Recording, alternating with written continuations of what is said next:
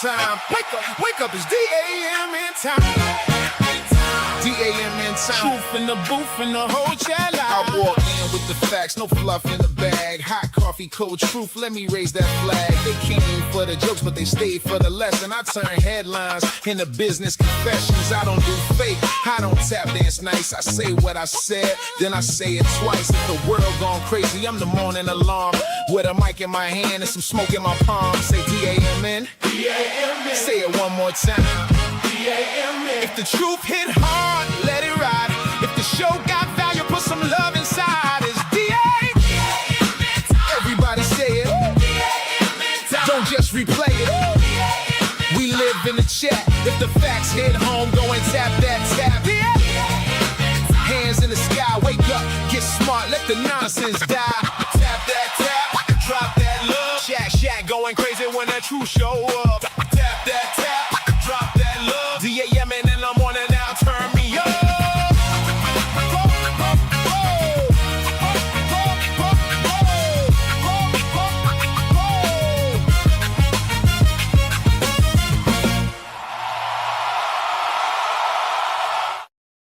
Yeah, buddy.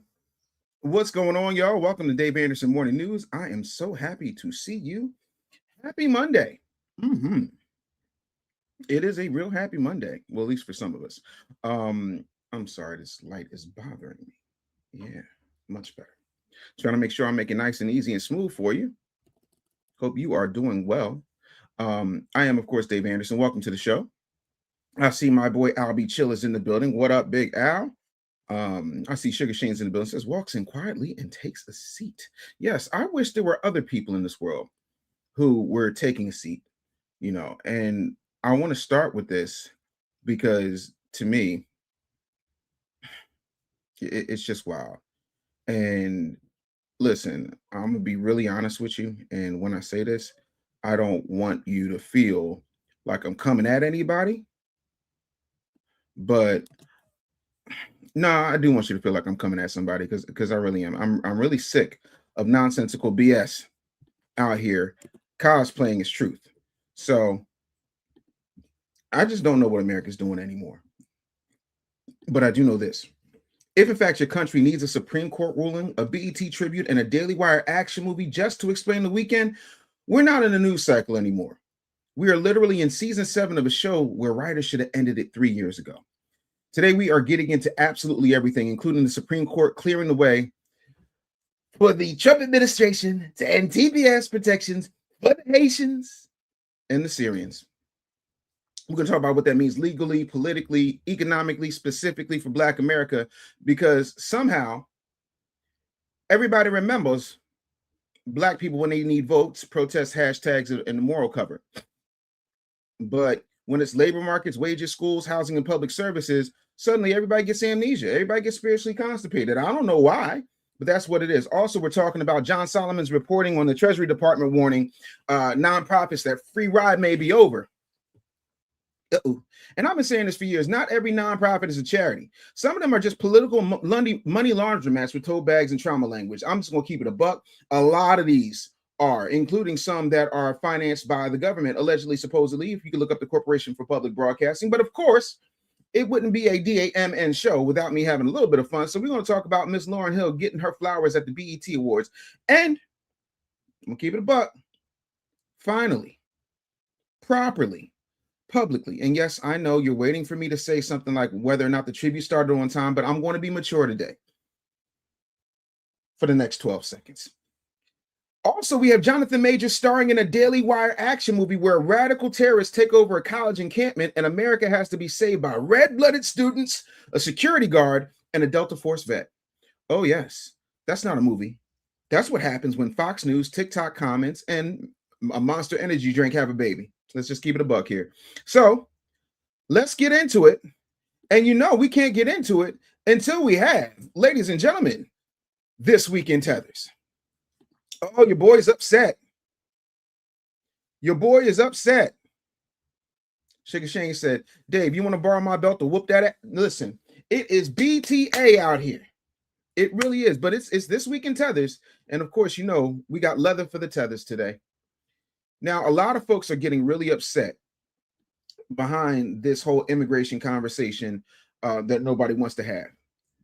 And honestly, the Supreme Court has cleared the way for the Trump administration to do exactly what they said they were going to do: end temporary protected status protections for Haitians and Syrians. So it's not just a black thing, it's also a white thing. But now TPS stands for temporary protected status. The key word there is temporary. Now, this is where America gets messy, because temporary in Washington can be 6 months, 16 years, or until the political class has milked every little bit of ounce of emotion and confusion out of the issue. TPS was, in fact, designed for people whose home countries were unsafe because of war, aka whole countries, disaster, instability, major crisis conditions. Haiti after the earthquake, Syria after civil war. These are real human tragedies. Let's not act like we're talking about luggage that got left at the airport. I know my audience is more mature than that. Families, workers, church members, parents, kids. All right. But here's the other truth. A country cannot run immigration policy purely on emotion, because when leaders say compassion, somebody has to ask, compassion funded by whom? Managed by whom, and at whose expense? And this is where foundational Black Americans need to stop letting people borrow our pain to finance their politics. Because every time immigration comes up, we're told to pick one of two fake positions. We're going to keep it a buck today. Either you support every immigration expansion with no questions asked, or you hate immigrants. No, it's lazy and it's childish. But I'm going to tell you this: the tethers are tethering. And I'm not about to do political coloring book logic. I'll be chill. You better think a YouTube member said, Trump gave them away. Tether. You can see what they're talking about. Hilarious. I hate you so much right now. But you can care about Haitian people and still ask what happens to housing availability when you have a bunch of tethers and illegals over here doing what they need to do. You can care about Syrian families and ask what still happens to public services. You can care about refugees and still ask, why are working class foundational Black Americans always told to sacrifice first and never benefit? They didn't even benefit last. It's never benefit. You can believe in border enforcement without pretending that every immigrant is some type of illegal supervillain. You can believe in compassion without the United States turning into badly managed profits with nukes. That's how grown-ups have conversations. And ladies and gentlemen, grown-up conversations are rare now because most people do not want truth. They want tribal permission slips.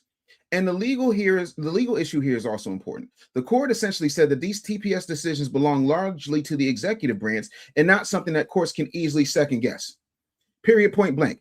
Translation: elections matter. Agencies matter, statutes matter, and who controls the executive branch matters. Again.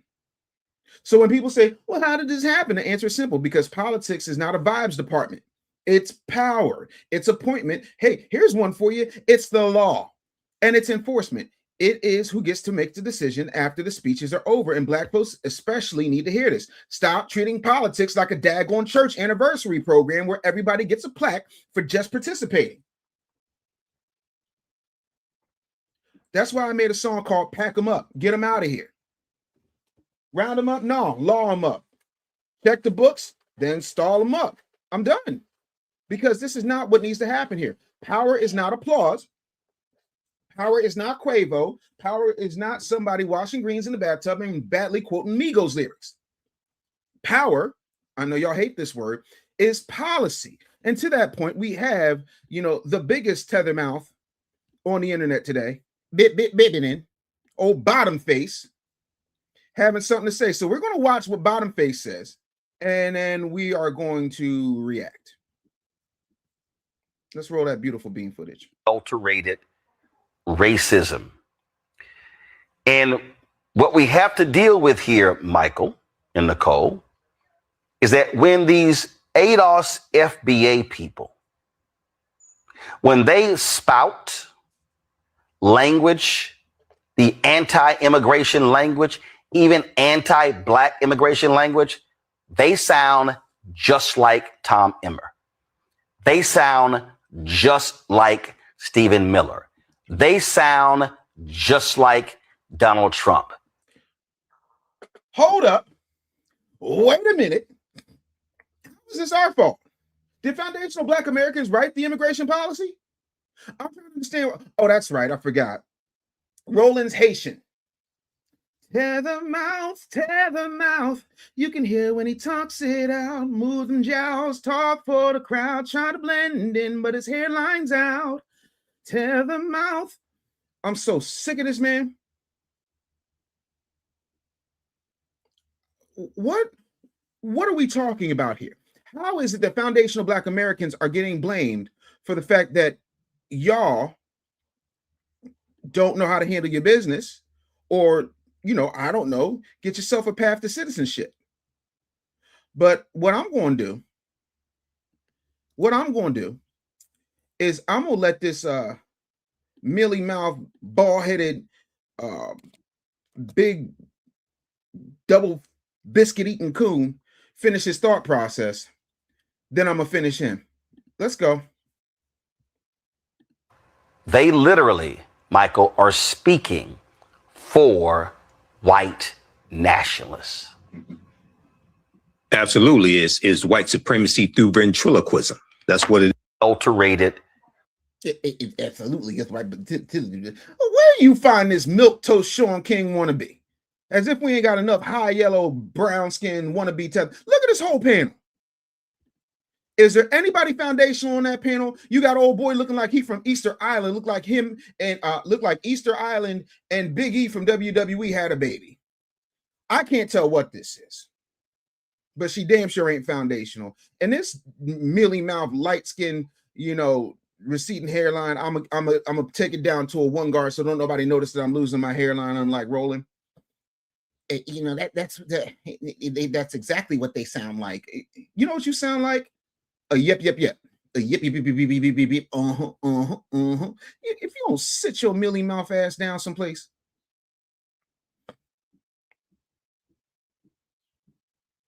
Oh no. Sugar Shane said, don't go bean footage. The dog died a few years ago. Talking about Duke from Bush's Baked Beans. I didn't know Duke died. No, damn.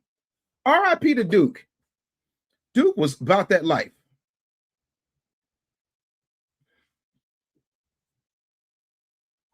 I don't really understand that. Sugar Shane said, you only a coon when you got 2 black eyes. We can help him out with that. But my question today, and I want to be super clear on this, right? My question today isn't should TPS end? The better question is, why does America keep creating temporary programs that become permanent emotional hostage situations because Congress refuses to do its job? That's a real problem. Congress punts, presidents improvise, courts get blamed, voters get confused, media starts screaming, and then everybody logs in and pretends like they're constitutional scholars all the time. You see, and you sound like the white supremacist, and you sound just like Donald Trump, and you sound just like a Whataburger, and you sound just like a Popeyes, and you sound like a hot and ready. I'm sorry, I was looking at Roland's lunch demands. My bad. I'm trying to get myself to understand how any of this works, all because they done watched 3 reels and own a ring light. I'm about sick of it. Now, let me be clear, because people love to misquote grown folks like me. This is not a Black immigrants versus foundational Black Americans conversation. That's too small. This is who gets represented when policy gets made conversation. Because whenever there is a crisis, Black America is expected to provide the moral labor. We supposed to do the heavy lifting. We're expected to be sympathetic. We're expected to tune up the band and start, we ain't gonna let nobody turn me around, turn me around, turn me around. I ain't marching, voting, or singing for somebody that didn't put in on this country. And these folks are getting so emboldened, whereas though they start saying things like, we built this country. Huh? How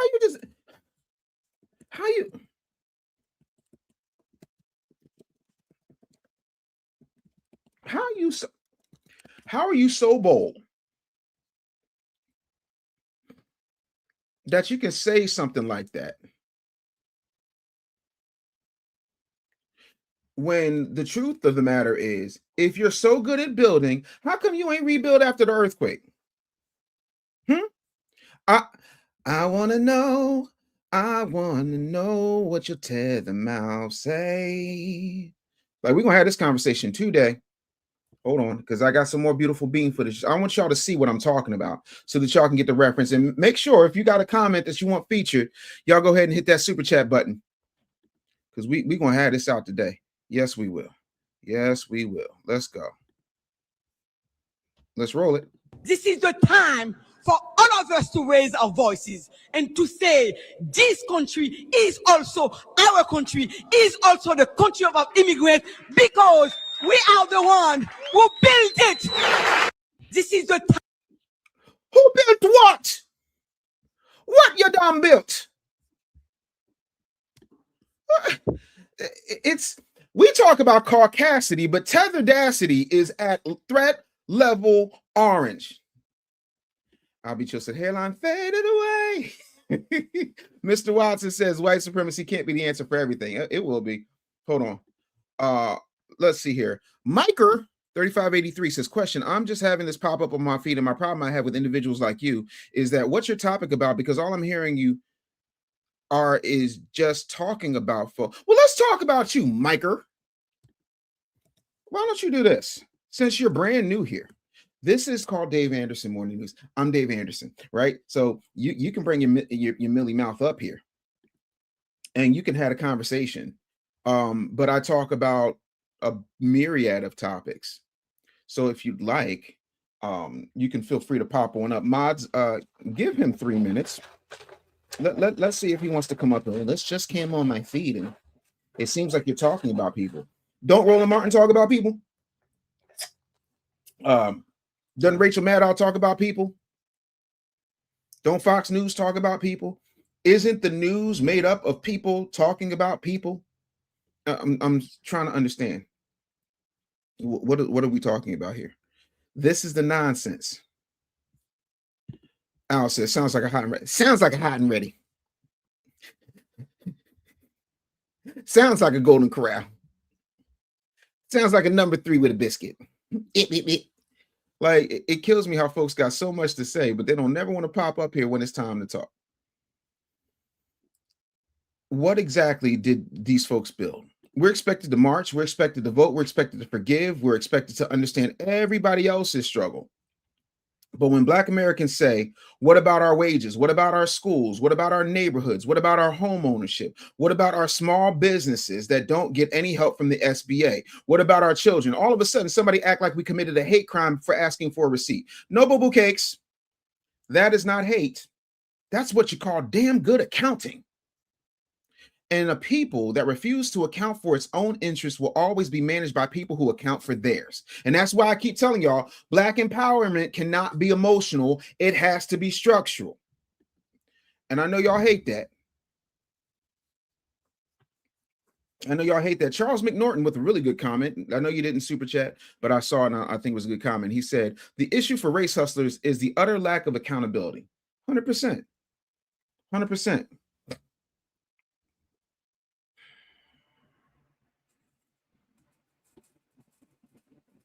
Miss Benita said the lie that keeps on giving them reason to look away from history. They only built the bank accounts of the companies that exploited them. That part.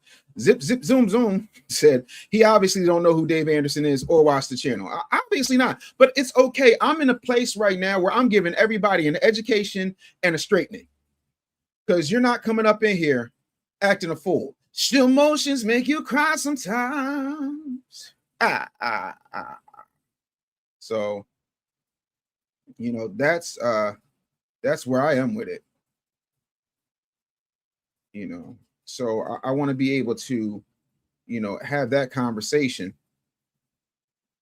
and really get it popping. But a lot of times we can't have that conversation because people want to sit up here and be show emotional, but they ain't got no type of infrastructure when it comes to moving and getting an actual point across. They just want to sit up here and act all extra, and I ain't really here for it. Period, point blank. I'm here for making moves, not faking moves. And if that's a problem for you, I don't know what to tell you. You know, because my whole thing is the same way you walked your ass up in here is the same way you can walk your ass right on out. And I don't understand why people just can't take advantage of that. Like, because to me, that's the easiest thing to do. So let's take a look at this real quick, because I think you guys are really going to understand how crazy this is. We're going to have this conversation about what Comcast is doing. See, a lot of times you got to watch out for the okie doke and how it affects everything. So let's get this popping real quick. Again, keep the super chats going. But my question is, why does America keep creating temporary programs that become personal and emotional hostage situations? I don't get it. Like, how does that keep happening? Because I'm really tired of the fake activism. What about the children? Which children? Whose children? Because the children in the brochure and the children in the budget ain't exactly the same kids. And that matters a lot, because working class communities, including Black communities, are used as marketing material for money they never actually see. And that, to me, is a problem. Somebody gets a grant to serve underserved communities, and the underserved community remains underserved, but the consultant gets served, the executive director gets served, the political partner gets served, the media strategist gets served, the community gets a PDF and a commemorative tote bag, and everybody else gets some money. That's not justice, it's branding. So yeah, investigate profits, investigate the left, investigate the right, investigate absolutely everybody. Because if you are using poverty, race, children, immigrants, veterans, or trauma to raise money and build influence, Dr. Umar, I'm sorry, while the people you claim to serve are suffering, you're not an advocate, you're a professional emotional pickpocket. Period, point blank. So I want y'all to see this, because this in and of itself is wild. It's absolutely wild. So here we go. I want y'all to peep this, and I'm gonna pull it up for you. And I want to get your instant reaction. Don't forget to hit the super chats as we rock and roll and put this thing up so that y'all can get it.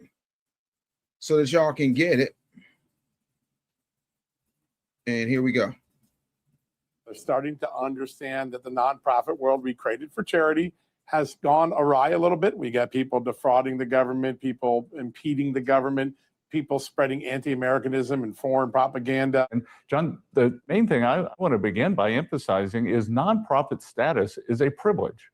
It is a privilege, right. The right to be exempt from paying taxes, from being able to take donations that are tax deductible, and have private citizens apply that against our taxes is a privilege. And we believe that there are many organizations who are violating this privilege. We are starting to investigate how some of these organizations are taking advantage of the system, whether they should have their status revoked, and whether the directors and trustees should be held accountable. That's important.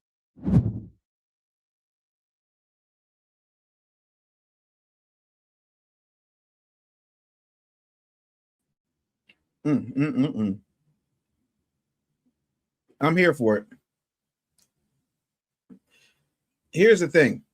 A lot of people hiding behind nonprofits and ain't doing nothing to help anybody. Now I want to show you something that's really going to make your brain fry.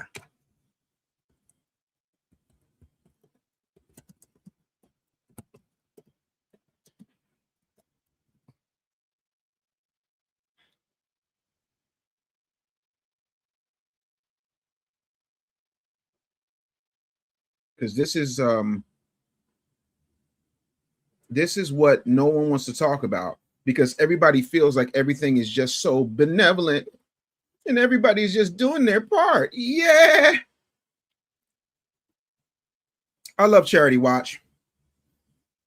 So when you look at Selwyn Vickers, who's the CEO of the Memorial Sloan Kettering Cancer Center, $6.9 million.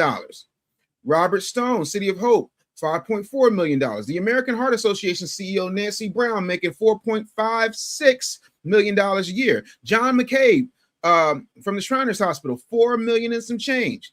Michael Salem, the president of the National Jewish Health Alliance, $3.9 million. Jeffrey Drebin, Memorial Sloan Kettering Cancer Center, who is the chairman attending. That means all he does is show up at the meetings. 2.9.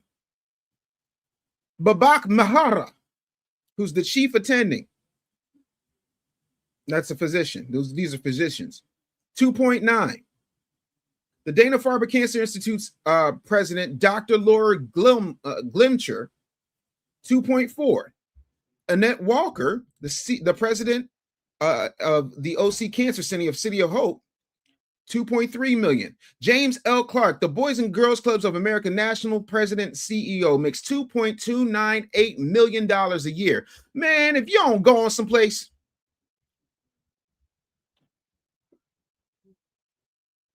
what are we talking about here? What are we talking about? So when people start using these 501c3s, it becomes an entire mess. Do you understand what I'm saying to you? We got to have a real conversation as to what that looks like. And my whole thing is, if you're not being transparent, then what is we talking about? Like, what are we really talking about? Because if we're not doing that, then what are we doing at all? So I'm really curious to understand what your thought process is on the stance of these nonprofit. Sugar Shane said, I want 2.8 million a year. Call that. Thank you. Yeah, hallelujah. $2.8 million a year for doing next to nothing, respectfully. Next to nothing. But you know, when you say that, people get mad at you. I don't really care if you get mad. I'm of the mind that like we're at a place where we should really be having a conversation about what's going on. And speaking of things that are going on, y'all about to get real. I don't know if you're going to get mad or not. I don't really know what your take on this is going to be. But I'm going to need y'all to hit them likes. I would appreciate the super chats if you're enjoying this. But there is a brand new movie starring Jonathan Majors. Yes, you heard that correctly. Uh-oh. Let me before I get to there, it looks like Sugar Shane wants to come in and say something. What's up, buddy? Same poop, different scoop. You know the deal. I do. What's happening, my Just man? got What's on back your from mind? the show. Nothing. I want to talk about you people. Yeah, I said it. You people. I'm talking about you people that want everything for free, everything handed to them, everything for nothing, and you guarantee the government's going to support you. I don't agree with that. What's your thoughts on that? Who is It you looks people? tasty though. What do you eat? You got some chippies? This is cheese Danish. Who is you people? The people that want everything for free, working off the government. I'm gonna reverse psychology of that one. I'm gonna go back on you. So I'm gonna double role play that one. Oh, okay. Cool. Because the people who are most benefiting on the government are white women. Yes, So Karen your with the issues blue with white hair. women?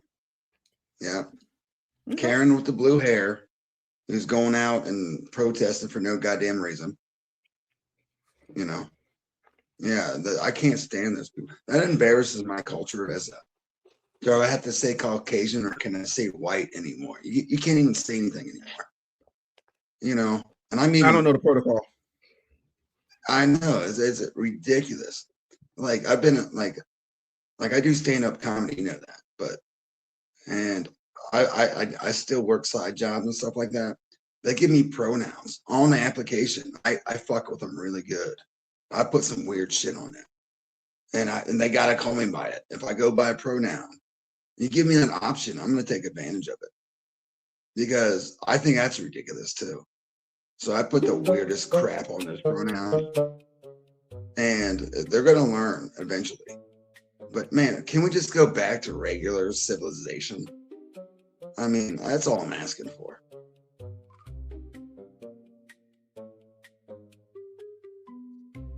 I can't hear you. Yeah, no, brother. I'm not mad at you, bro. Not mad at you at all for that, brother. I appreciate you stopping by. I'm gonna finish the show, but thanks so much for being here, bro. My man. Yeah. So, party people, I want y'all. Do y'all know Jonathan Majors has a brand new movie coming out? Yeah, the Daily Wire has a new action movie called Run, Hide, Fight, Infidels. And the plot sounds like somebody fed campus protest footage, 9/11 clips, Ben Shapiro monologues, and 1980s action movie in the AI and said, make it subtle. And the AI said, absolutely not. The story reportedly involves radical Islamic terrorists hijacking a liberal college and pro-Palestine encampment, enforcing Sharia law, executing infidels, and then a Delta Force veteran has to save the day. So Jonathan Majors is starring in this. So I want you to take a look at this trailer with me, because I haven't seen the trailer yet either. So I'm trying to see where, okay, where is this? Oh, can y'all stop with these damn pop-ups? Hold tight. Oh, where's the damn trailer? Is this it? Nope, that's a picture. Hold on. Let me see here if I can find the trailer for y'all real quick.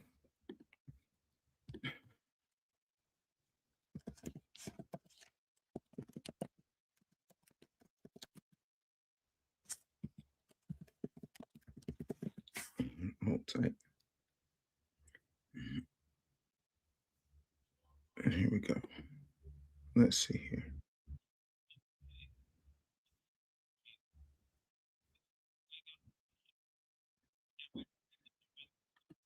Hold on, y'all.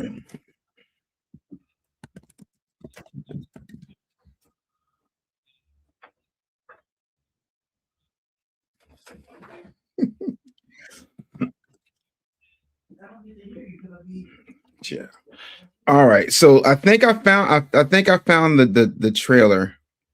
I think this is pretty much, I think this is it. Okay, so that's what I'm looking for right now. Run, hide, fight. Bear with me, y'all, because yeah, found it. Ladies and gentlemen, we're gonna watch this in real time. I'm gonna react in real time.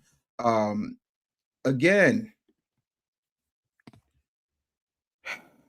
I don't know if I should say parental advisory suggested or not, because I ain't seen this trailer either. So let's get it. Is that Carlton?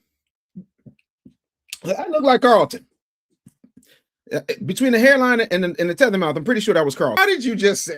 Nope, I can't. You say that was Joy Reid. Jesus Christ, that's horrible. Hold on.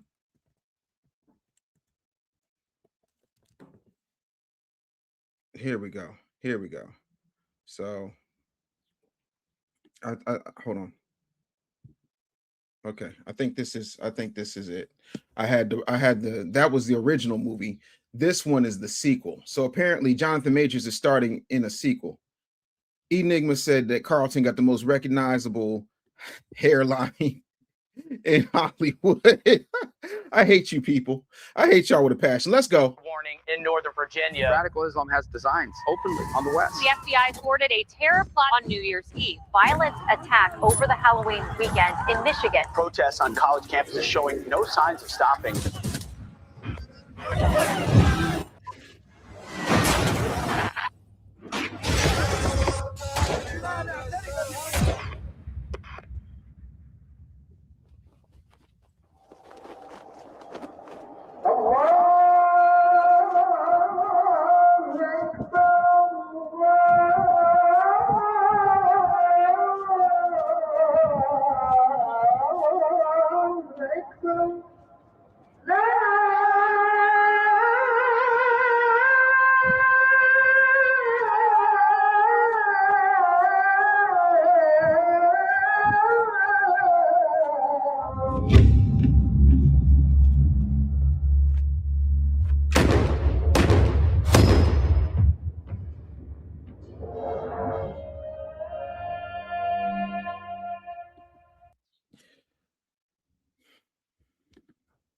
So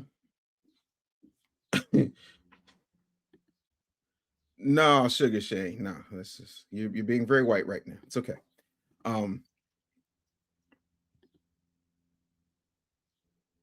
Rise of Crusaders and Force the Infidels. So I guess that's what they call a teaser trailer.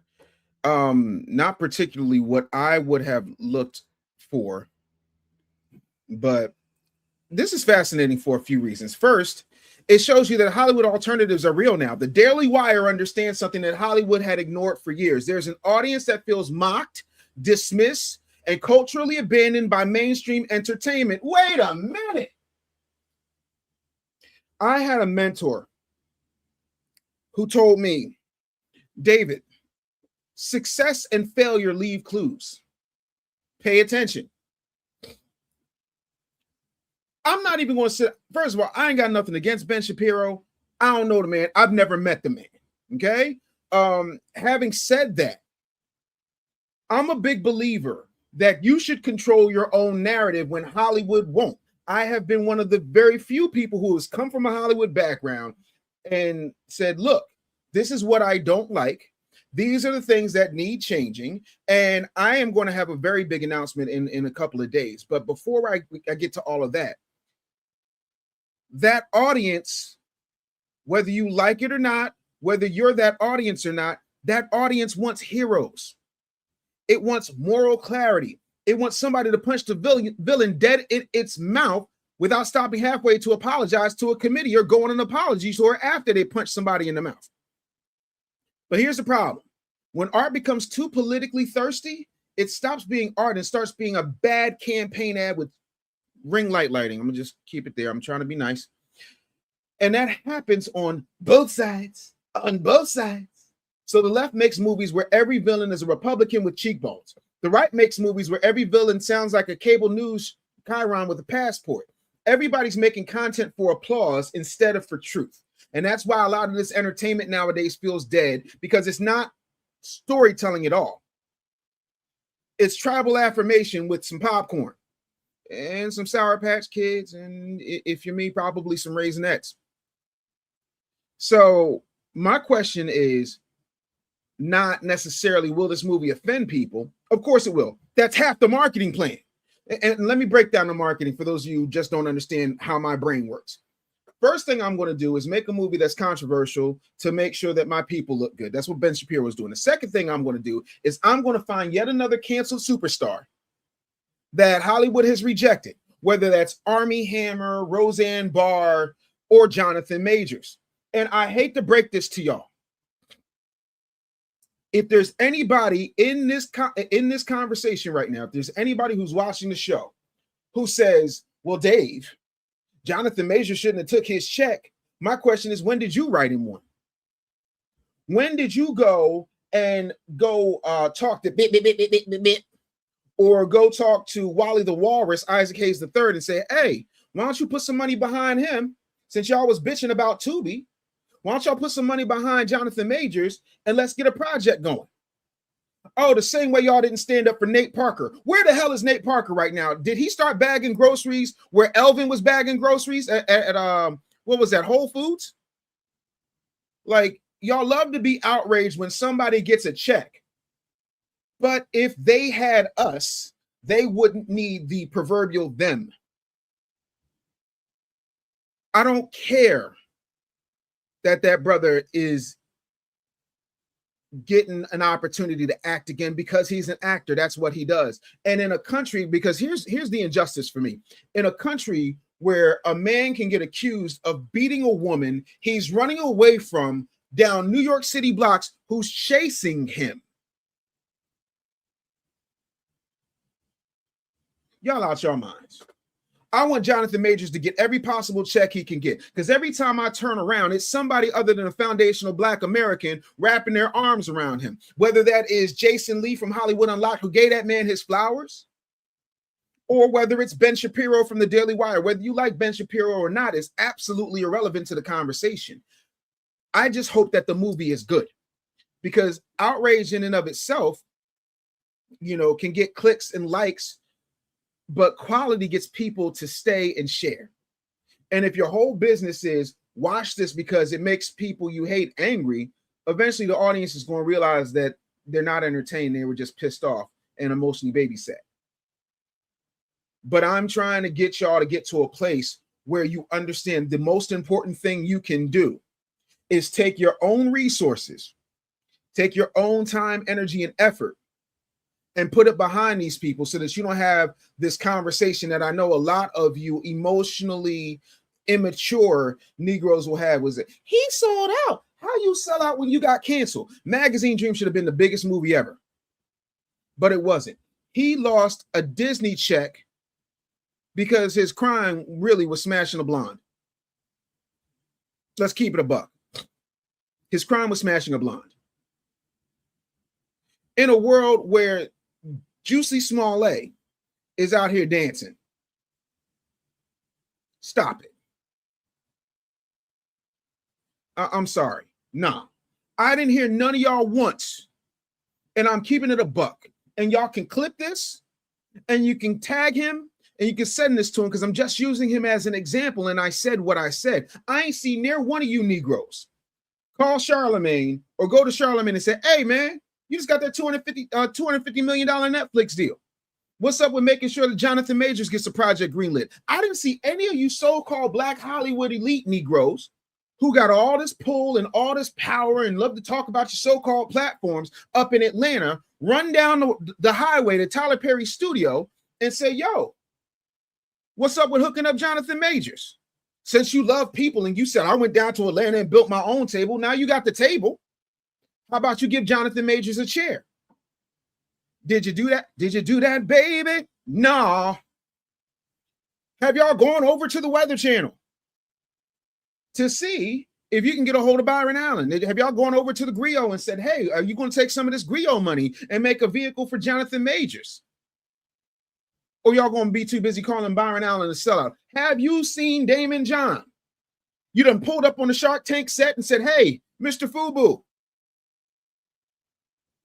what you got for my boy Jonathan Major, though? What you got for Jonathan?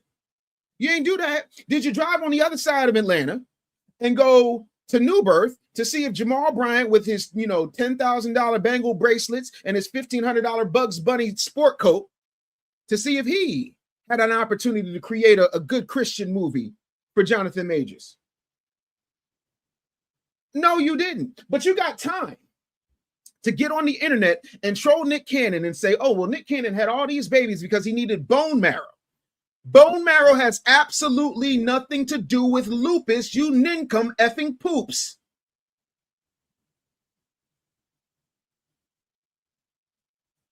But y'all didn't ask Nick, hey, can we create some type of incredible films so that Jonathan Majors and Nate Parker and people like that can have it? Did y'all call 50 Cent, who's sitting up there buying half of Louisiana for his studio, and see what he got on it? You know what I'm saying? Did you ask 50? No. But you will sit up here and call this man a sellout when you're not giving him an alternative. If we had us outside of the comments, outside of the fake Negro outrage, outside of the emotional baggage claim carousel you love to be on, then Jonathan Majors wouldn't have to take a check no place else. But let's keep it a buck. When Hollywood says you're done, you Negroes fall right in line and say, yes, sir, boss. Y'all sound like the panel that Roland Martin has up there every daggone day. Yep. I guess we done with Jonathan Majors. Black people only throw out their trash when Hollywood says so. But you got Uncle Skippy touching on your kid in the back room and you still giving him a plate. Y'all don't protect nobody. Because if, in fact, Jonathan Majors did something wrong, and I don't think that he did, but if he did do something wrong, then that should be our situation where we, as foundational Black Americans, decide what that's going to be. Because that's how it goes in Chinatown, that's how it goes in Little Italy, that's how it goes in the Delhi district and the Diamond district. So I want this movie to do all types of numbers. Because honestly, I was watching Supergirl last night.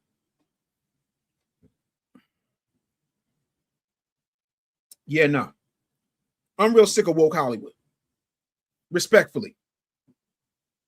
Out here tap dancing, soft shoe cooing, and yassa bossing.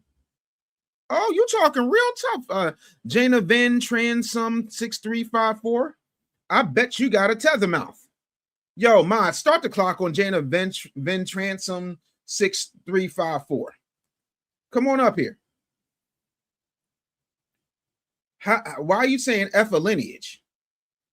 Come on up here. But you won't, because a lot of you people are emotionally babysat. Come on up here. Explain your point. I want to know why it's FFBAs. What do foundational Black Americans do to you? 3 minutes on this broad. See, this is the problem. Y'all are okay with these folks just talking to us greasy. I'm not. Come on.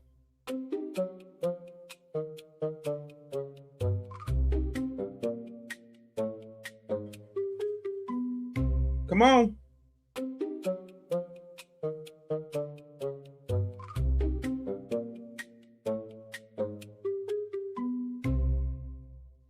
I'm just really sick, and that's the problem. Y'all, we have made it so comfortable for you in this country that you think you can talk to people any old type of way. And again, I am a big proponent of the First Amendment right to free speech. I really am. The problem is you think that the First Amendment right to free speech also comes with First Amendment right to no consequences. No, that's not how that works. Oh, we know she gonna duck and dodge. How do I get up? Are you slow? Oh, see, I get it. Your tethercation didn't teach you. I literally put a link up in the description. I'll put it up again, Jana, since obviously this is really hard for you to click a link in the description or copy it and paste it in your browser. So I just put it up for you again because how do I get up there? Oh, the education system. It's not doing very well.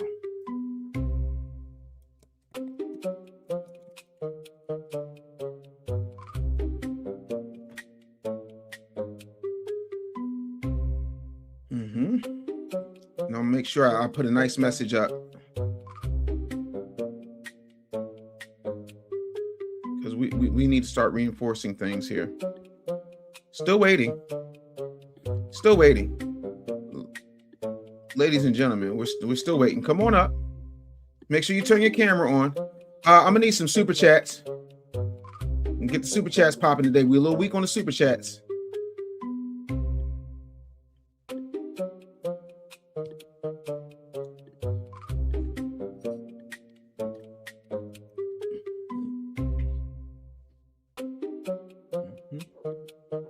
Still waiting. Yeah, and that's what I'm saying. I'll be chill says you got 1 minute left. What's the hold up, Boo Cakes? What up, Jana? Where you at? Come on. They never had the balls. Kit Cash. Kit Cash, did you say call ICE on her? Why in the world would I do something like that? That's horrible.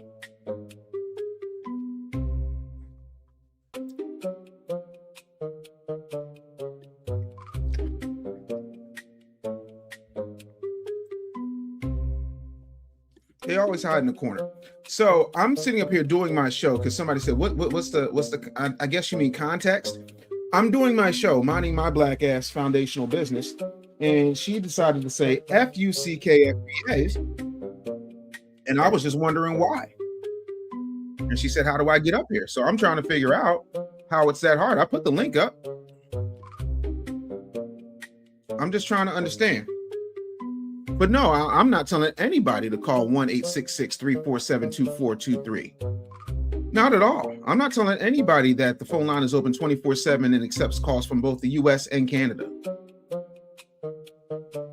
Does she not have anybody to get in the hamster wheel or on the stationary bike to get her internet signal up here? Oh, you got her up out of here? Darn, that's a damn shame.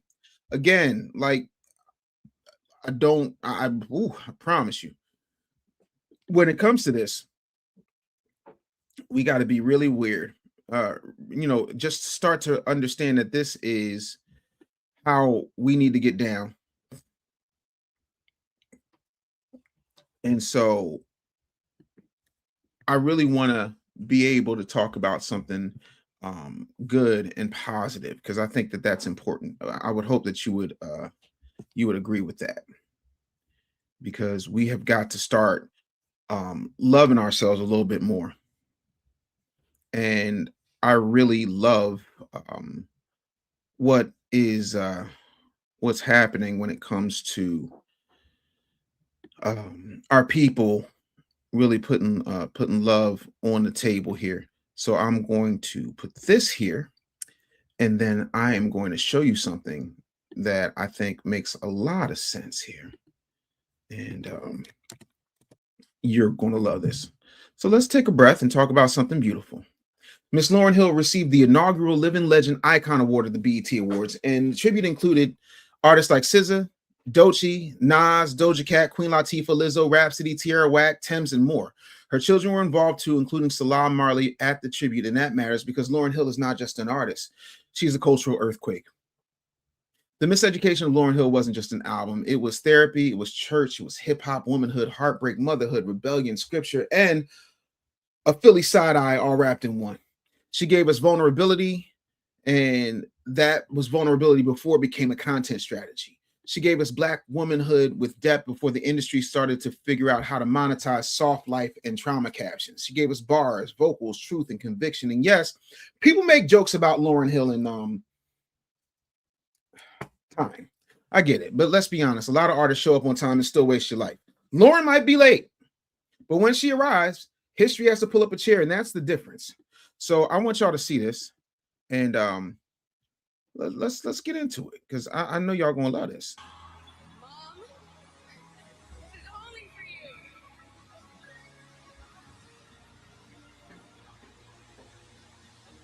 My world, it moves so fast today.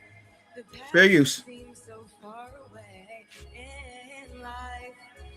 Squeezing so tight that I can't breathe.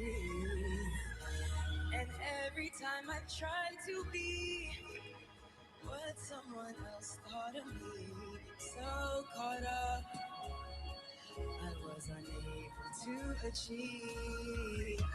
But deep in my heart, the answer, it wasn't me. And I made up my mind to be fine. I own destiny. Doja Cat. Yo, it's dope. What up, AJ? What's going on, big dog? Love from Chicago. Shout out to the Shot Town. Shot Town. Yeah. Sugar Shane, some Tom Holman. Yeah, award-winning Tom Holman. Doing a great job of getting them up out of here. Yeah, and y'all can say whatever y'all want. What is with this Lauryn Hill hate? I don't really get it. Priceless Princess 001 says that's a lot to credit someone with one hit album in 30 years. Sometimes all it takes is one hit album. Sorry. Pound for pound, when it comes to female MCs, you're not going to find a more perfect album than the Miseducation of Lauryn Hill. You can't name a female rap album that's on that level. If you can, please point it out. I'd love to hear it. I ain't found one yet. At all. So I feel like, especially as a person that was a broadcast professional, playing that music every morning in a major market, I can tell you, she didn't miss. You're Just Too Good to Be True was on the Conspiracy Theory soundtrack, and the song, which is a remake of a Frankie Valli song, matter of fact, Frankie Valli's last hit, was bigger than the movie Conspiracy Theory, which if you watch that movie today, along with Enemy of the State, you'll realize that a lot of those conspiracy theories wasn't conspiracy theories. They were just conspiracies. What is we talking about? The chaplain says, Dave, would you say Lauryn, MC Lyte, and Queen Latifah are the top 3 female rappers? No. And I love Light. I think Light is dope.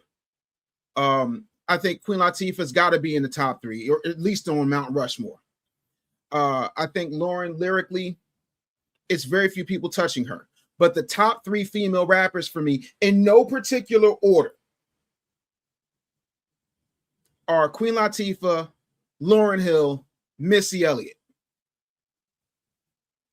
Period, point blank. Because Missy Elliott was doing things in hip hop that went beyond gender. Period, point blank. Like, I would sit up there and decipher Missy Elliott records. And that's not to take anything away from MC Light at all. You can't. You know, honorable mention goes to Yo-Yo, Bahamadia. I think Miss Jade's in the conversation, but y'all ain't ready for that. I think Rhapsody's dope, but y'all ain't ready for that either. I think Rod Digger is dope, but y'all ain't ready for that either. I think a lot of Black women in hip hop specifically have been trained or marginalized to play small, and that's why they don't ever get the leverage they should have. You know, I really wish Queen Latifah still had Flavor Unit Records, which bought you things like Naughty by Nature, but I digress.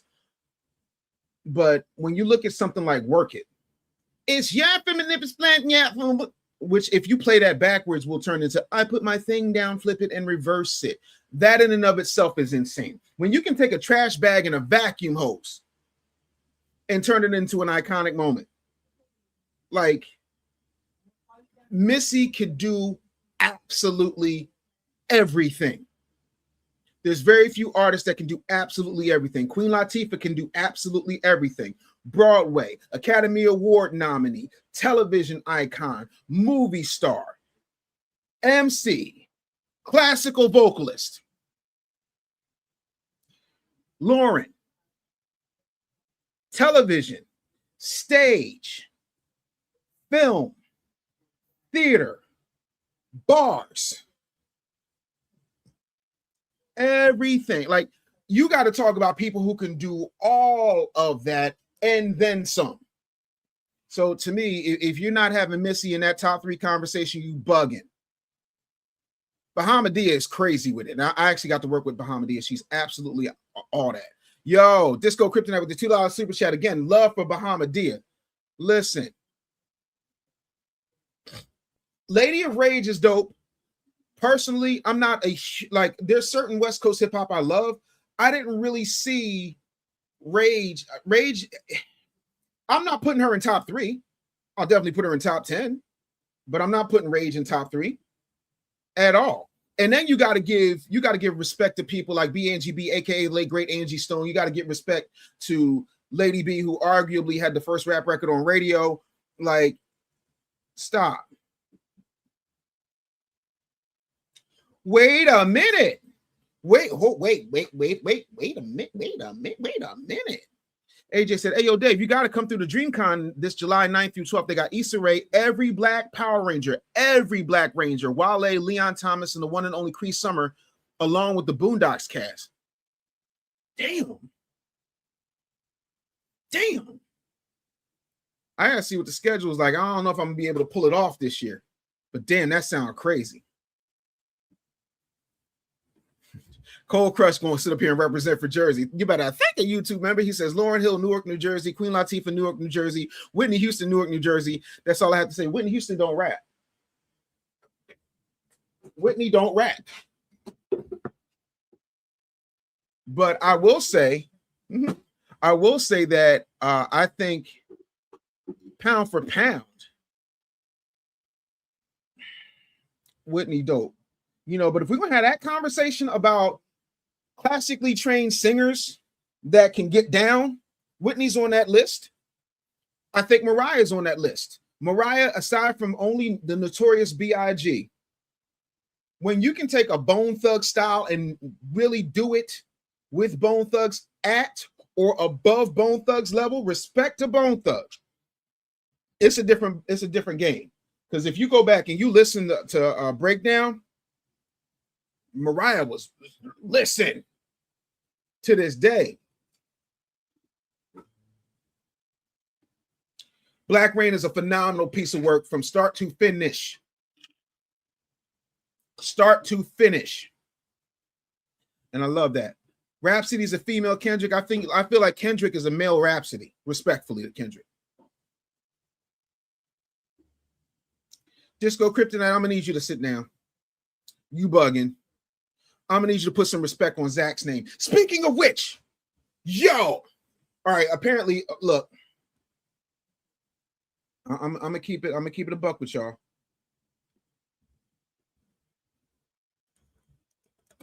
I'm gonna just keep it a buck with y'all. I know y'all don't want to hear this, and I don't care because it's my damn show. But I'm letting you know right now, I didn't mean for it to be this way, but that's what it is.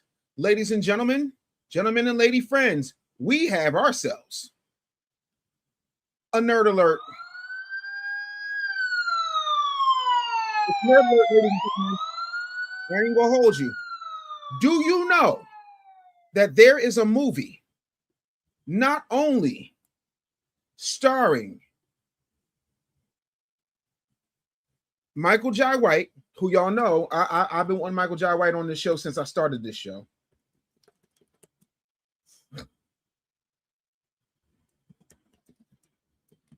But a movie with Michael Jai White, a movie with Walter Jones, aka Zach the Black Power Ranger, and Ty Mac, aka Bruce Leroy, the Last Dragon. Have you seen the trailer? We're gonna watch the trailer today. We're gonna watch the trailer today because all that black action hero kung fu, hey, we going in. Black man! All the values that a black fraternity enhances in our young men can be done through the teachings of the martial arts. Martial arts has always been part of the Black American experience. Alpha Omega Sigma embodies the consolidation of that unit. I just want you to show more discipline. Take your education seriously. I didn't know I needed to have my whole life figured out at the age of 19. I mean, it's not a weakness unless you hide behind it. You're your own man now. You get to make your own choices. What you know about them AOS boys? They don't step. They don't probate. If you're too good to carry on my legacy, then so be it. This contract that you signed gives us the authority to correct you. I should join a gang of bookworm, anime-watching martial art geeks.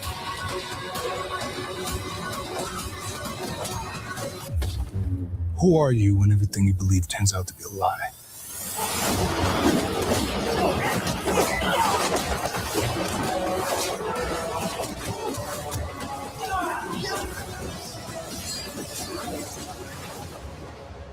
I am my father's son.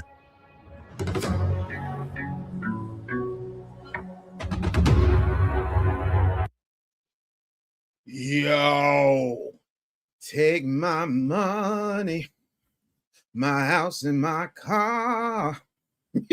Yo, please do not threaten me with a good time.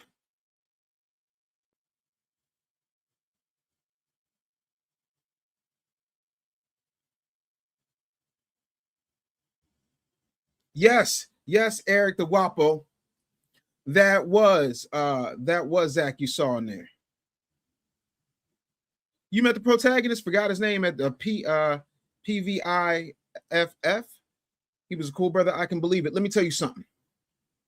If you had told teenage me that Michael Jai White, Ty Mac, and Walter E. Jones was going to be in a karate movie that's blackety black, I'd have been like, what kind of crack are you smoking? There's nothing else. Yeah, I saw that too. Zoe's in there too. Yeah. Soon as the movie's over with, listen. Woo! Yeah, Do y'all know Zach only got 9 fingers? Zach is missing a middle finger because he don't give no. I can't back that up. But no, he really is missing a middle finger. Pretty sure it's a middle finger. It might be his third finger. I'm pretty sure it's his middle finger. I never noticed all these years. I can't wait to see it. Cold Crush, don't be a hater. We got to support. We got to support. We got to support. Teddy Marcel with the $2 super chat, probably the most important super chat of the day, said Michael Jai White is super underrated. First of all, Spawn is a classic film. If you were to redo Spawn today, the fact that they're taking Jamie Foxx over Michael Jai White is insane to me. I get it. Jamie Foxx has an Academy Award, but he ain't no Michael Jai White. Michael Jai White's an actual martial artist. Like, yeah, I can't. I just, there's no way. No, sorry. Elevated Engineering with the $5 super chat said, they should have had me in that flick. That's how I feel. Like, I'm in shape now. Like, whoo. You know what I mean? One of my homeboys he's a black belt. I'm not. I'm on my way, but I'm not a black belt. And I just be like, yo, you can kick my ass, but if you do this ever again, I'm gonna kick your ass. But I feel like I'd have been good in there. Mike he got like 8 black belts. Mike is an actual martial artist. Anytime you can slip the jab past Kimbo Slice, and I'm talking an active, strong, backyard ass-kicking Kimbo Slice, you's a bad man.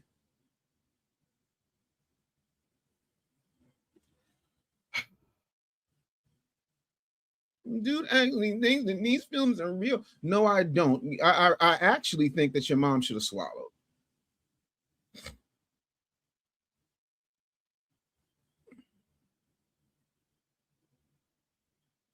Oh, for real? Damn, how come nobody ever calls me with this?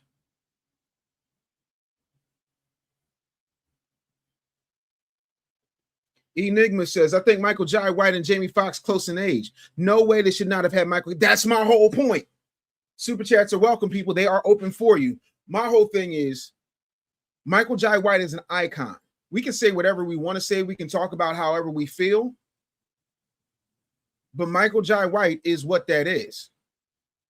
Oh, okay. Let me help you out. Since I'm a 7th grader band, I ain't got time.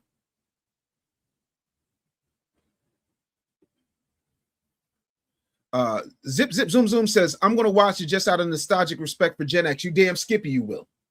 Oh, did I show you what my babies got me for Father's Day? I don't know if I showed y'all this. Because ain't but one superhero in my house. Y'all already know. There ain't but one superhero in my house. That's how I feel, because when they tried to bring Mahershala back, first of all, the script was trash. Second of all, it just wasn't coming together. Third of all, the writer's strike happened. And again, Wesley is still Wesley. And my whole thing is y'all didn't have to put that wig on Wesley. I'm going to just say, y'all didn't have to put that wig on Wesley. Y'all could have had Wesley come back bald. Y'all really could have. No, Super Dave is not my superhero, even though I am pretty damn dope. And I am an ass-kicking superhero for foundational Black Americans. But no. Y'all already know. If it ain't Killmonger, it ain't right. My daughter got me a Killmonger. Thank you to my babies. Love Killmonger. Wait. Eric the Guapo just hit me with something I didn't know about. Have you read Wesley Snipes' comic? Hold up. Wait a minute. There's a Wesley Snipes comic? And I Google.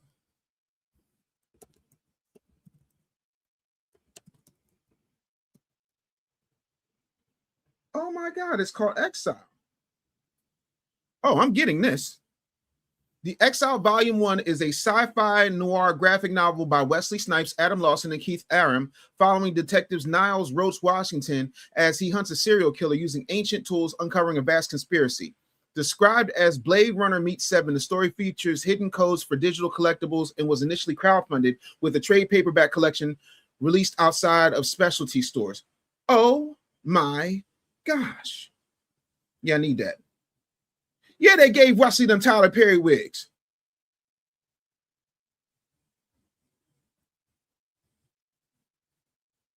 Yeah, I love Super Dave. Yeah, and listen. The Voice 305 said, "What's the calling number?"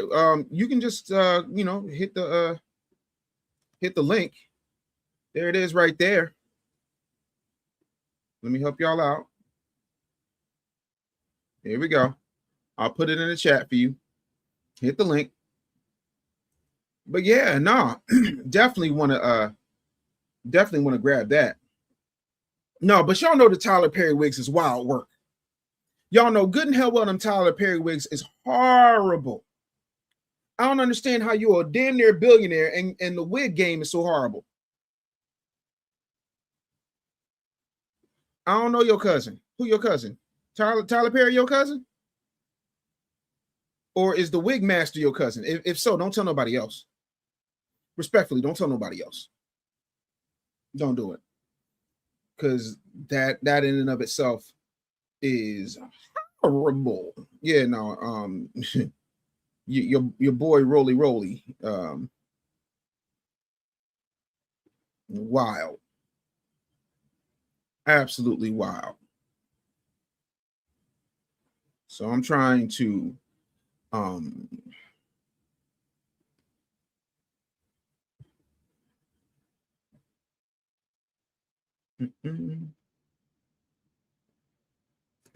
trying to understand how anybody can look at them wigs and say, "Oh, that's how black people's hair got." Oh, wait, Rock's got an AI comic program? My name is Tim Snipes. I hate you so much, Elevated. Hilarious. Did you see Craven on Netflix? I saw Craven before. Yeah. Oh my God, Phil Lamar is going to be there. You open with Phil Lamar is going to be there. You don't bury the lead. Phil Lamar is the absolute gospel truth. You're talking about Green Lantern. You're talking about Status Shock. Listen, you're talking about Pulp Fiction.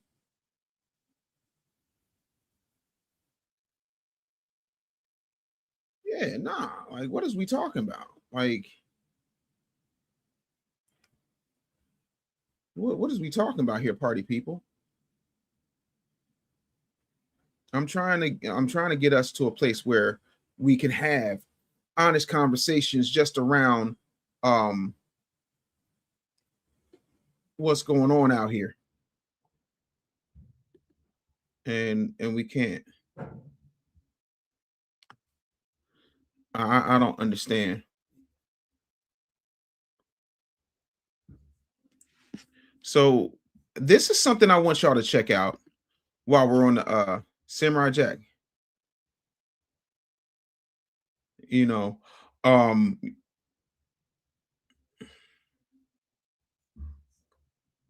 I'm at work and I'm hitting the link. It's not accepting my click. You can't copy the link and paste it? Why can't you just copy the link and paste it? I don't understand why you can't copy the link and paste it. It really isn't that hard. Let me put it up here for you. There we go. Let's just do that.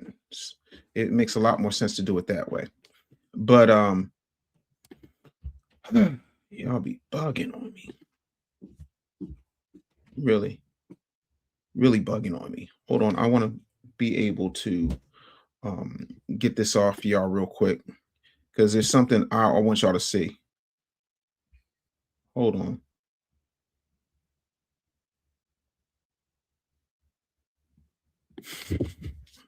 Pie Piper says black immigrants are tethering the Mexicans because due to a lot of construction work, but they haven't built the country either. But black immigrants are tethering Mexican accomplishments in this country.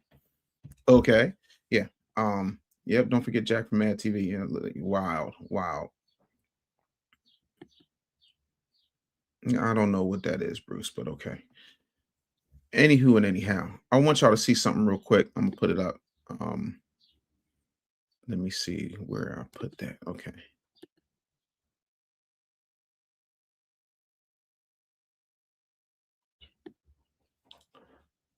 I want to run this back because I want to get your take on this, because this in and of itself, I think, is very interesting.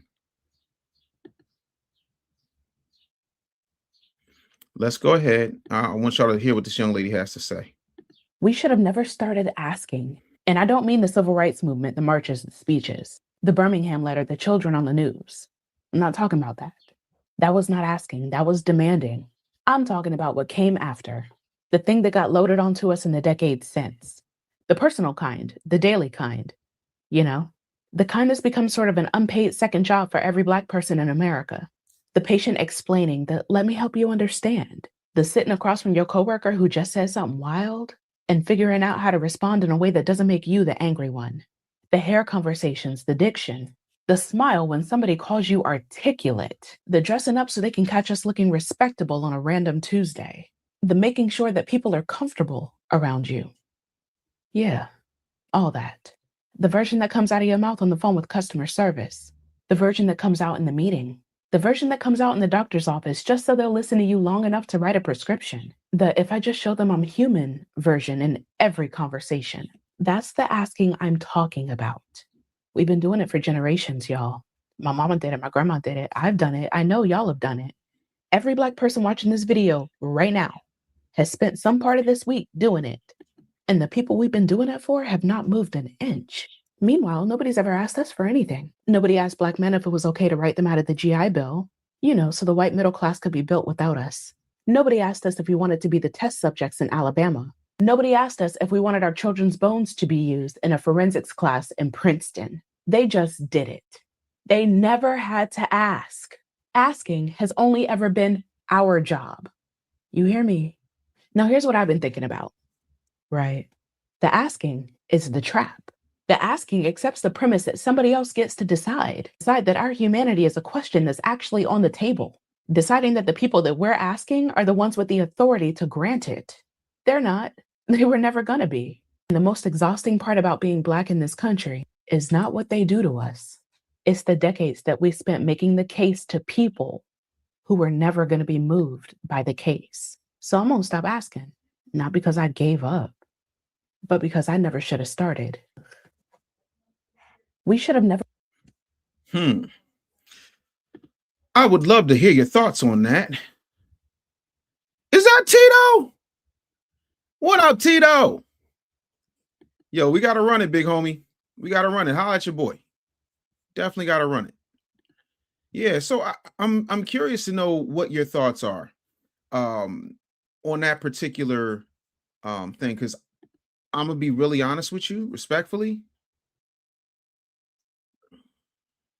I didn't get where she was going.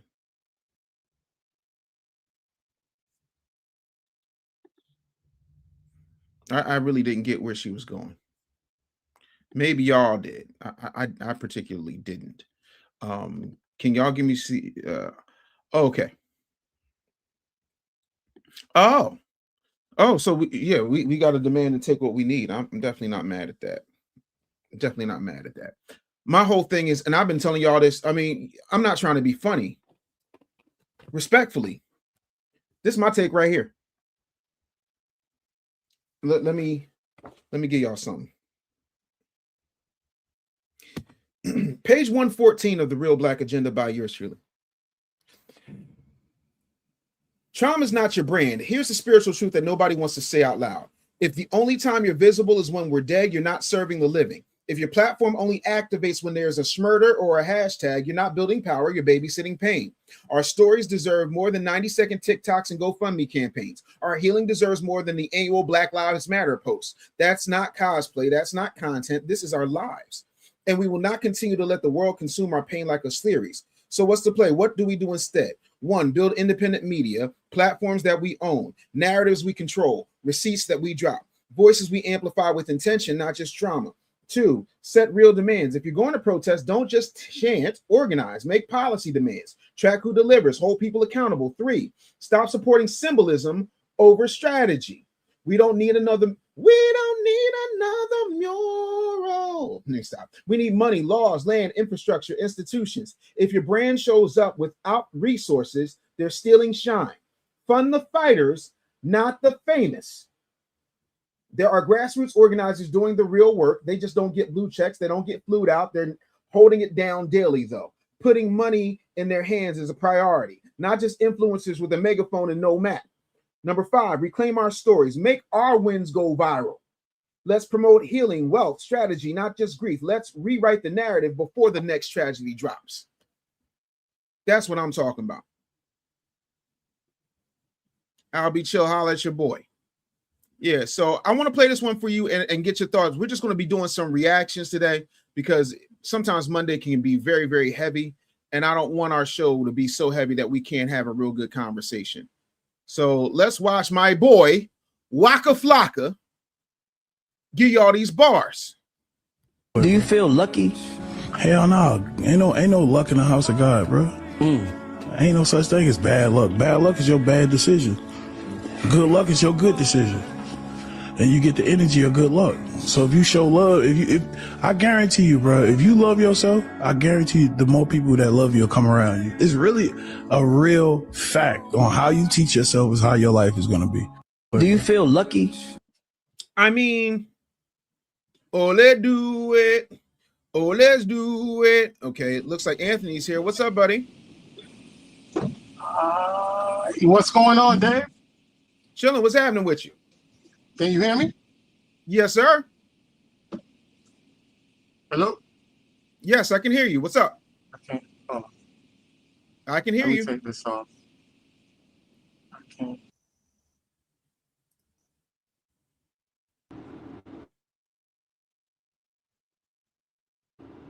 Can you hear me now? Yes, sir. Why is it I can hear you. I can't even hear you. That's crazy. Can everybody else hear me? Is it y'all can hear me in the comments, right? Like the chat, y'all can hear me, Let right? me go to settings right quick. Audio. Uh-oh. Yeah. I'm gonna let you. iPhone mic. And I'm gonna let you get it together. I'm gonna let him get it together. When he gets it together, we can get him back. But we here. Can you hear me? iPhone mic is- Okay, I can hear you now. All right. What's up, bro? Can you hear? You can hear Yes. me though, right? Yes. Oh, okay. Finally. Jeez. Good Lord. What's going on, my brother? What's up? Chilling, good brother. What's happening in your world? What's on your mind today? Not much. No, I was just saying about the whole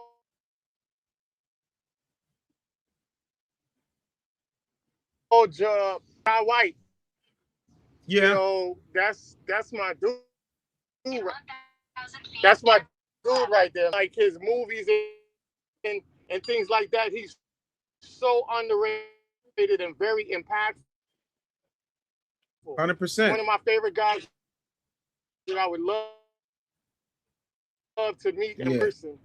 I think Blood and Bone is like a very underrated film, even though people might say it's not up to high quality.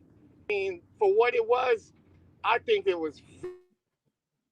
I think Blood and Bone is phenomenal. Anthony, I'm gonna drop you down just because the audio is really bad, but I appreciate you stopping through.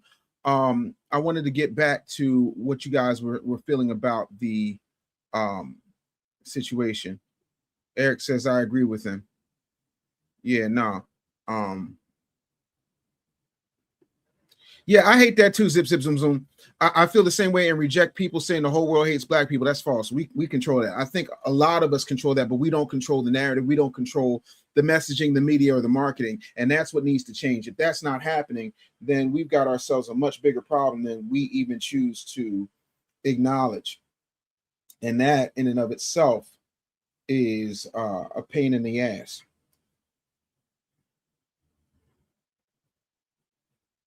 You know, so I really want us to understand how big our impact is.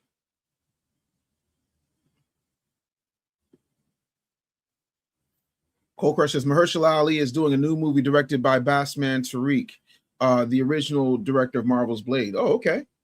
Sounds like a plan to me. Not really mad at that.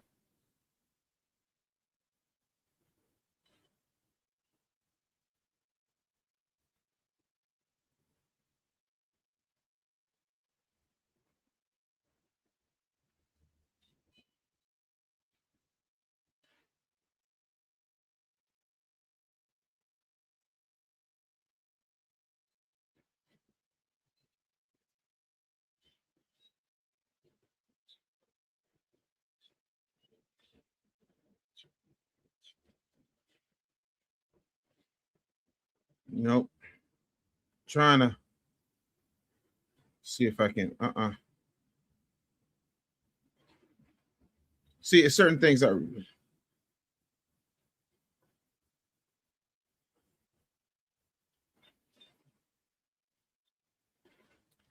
I'm really. Let me. Okay, there's a lot y'all are saying in the chat.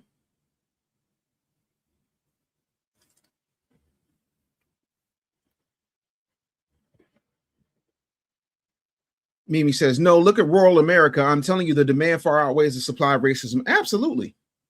I don't really think, and again, I'm a big believer that there is racism, there's bigotry, there's hate everywhere. However, to what degree? And that's the conversation a lot of people are not willing to have. To what degree are we doing that?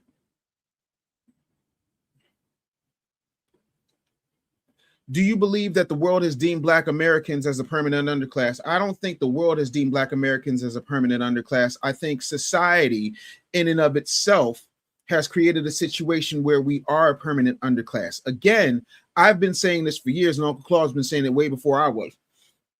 You've got Little Italy everywhere. You've got Koreatown, Chinatown.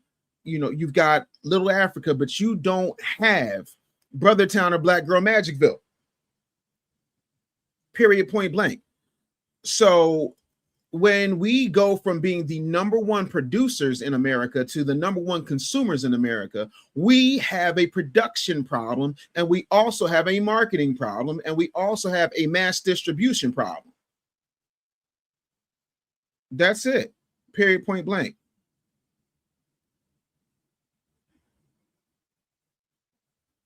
That's how I feel. You asked, and that's what I believe. I'm not really big on what's the word I'm looking for here? I'm not really big on sitting up here blaming some magical white man over something. And I tell people all the time, there's no such thing as any person who's supreme over me, less than God himself. And last I checked, God came from an area of people who look like me. Sorry. So I'm really confused by that whole, the term. I've never liked that term, because it automatically presupposes that we are somehow less than.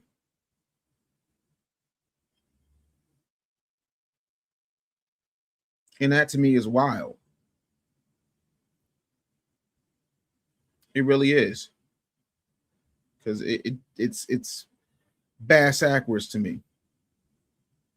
But you try to have this normal, everyday conversation with folks, and they look at you like you crazy.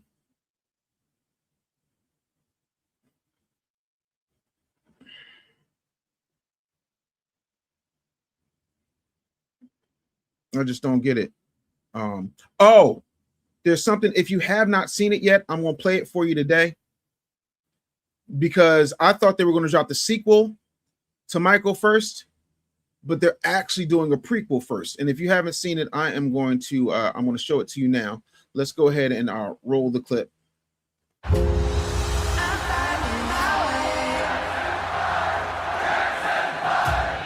Every legend starts with a dream. Get your ass up. It's time to dance.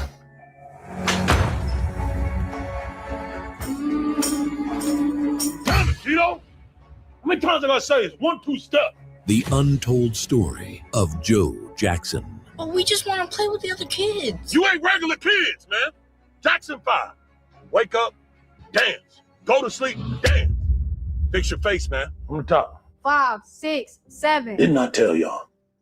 Practice the steps. It's step, snap, step. Dad, I thought it was step, clap, snap. Childhood is nothing without fatherhood. What are you doing, Joe? You can't keep doing this, Joe. Somebody got to teach these boys how to be a man. I'm tired, Joe. Those boys are tired, Joe. Well, you can leave. If I'm leaving, I'm taking my boys with me. Ain't nobody taking my boys out this house. A father's love has no limits. Why can't we go and play with the kids in the park? Yeah. Michael! Get back here! Life in the 1960s, where you could get away with just about anything. How was school, Jackie? It was good. I finally started passing my classes again. Jackie got a girlfriend. Ain't y'all worried about selling records? Calm down, Joseph. You're scaring the boys. Talking about hit records. Who done made a hit record in this house? Hit record! Y'all gonna make a new life for me. I'm tired of dancing. You want me to take this belt off? Fix your face, Michael, before I fix it for you. The boys are staying! Those are my boys! The boys are staying! My boys! Follow his rise.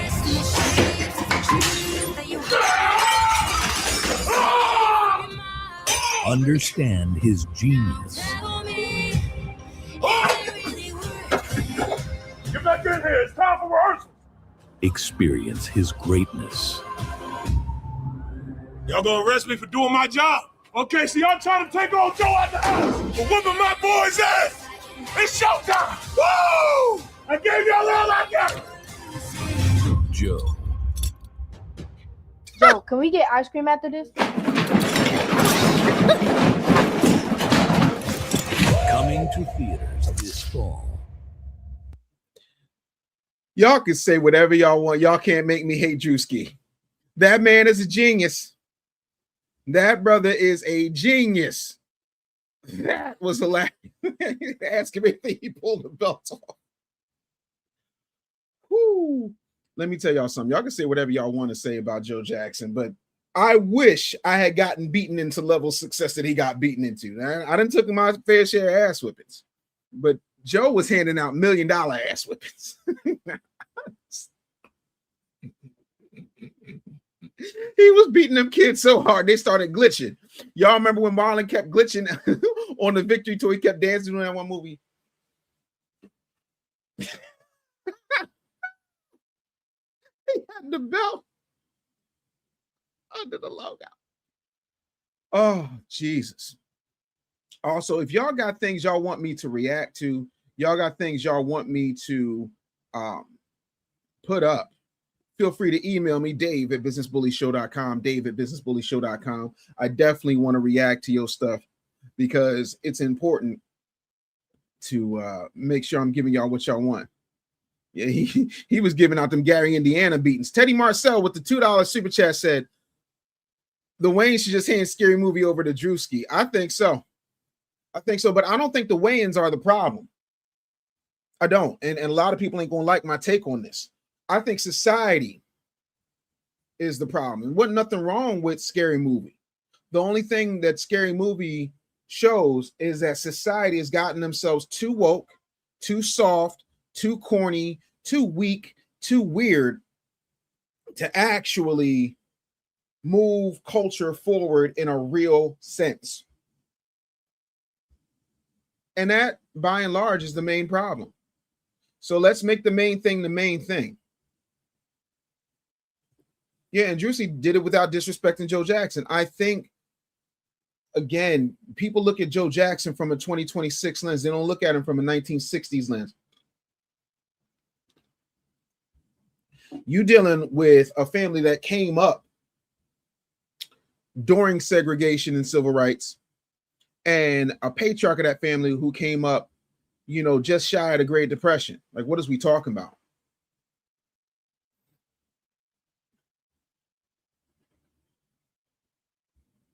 I mean, it's a Scary Movie is old. It's played out. That's it. Yeah, but what's funny is how y'all never talk about who made it corny. Y'all don't talk about the fact that how Harvey Weinstein, while Harvey Weinstein was doing everything under the sun to women, the way he really screwed the Wayans. Y'all don't have that conversation. And society, again, is offended way too easily. And that's always been my issue. At what point don't we have a real conversation about what actually matters and what actually works? We start and stop the conversation with, oh, it's corny. They done. Stop it. I really want you to stop it. Because we've got to start getting ourselves to a point where we understand what's actually happening out here. Because the same woke society, exactly, the same woke society that destroyed Scary Movie, the same woke society that destroyed The Matrix. And as a person whose last name actually is Anderson, who's out here waking people up, I take great offense. I find it weird. AJ said, "No, Dave, Joe was giving out $1 billion ass whippings when Mike died. He was a silent billionaire, like 7.4, 7.7. Yeah, no. Again, and towards the end, they was trying to keep Joe as far away from Mike as humanly possible because Joe knew what time it was. The funny will always be the funny, whether or not the funny offends you.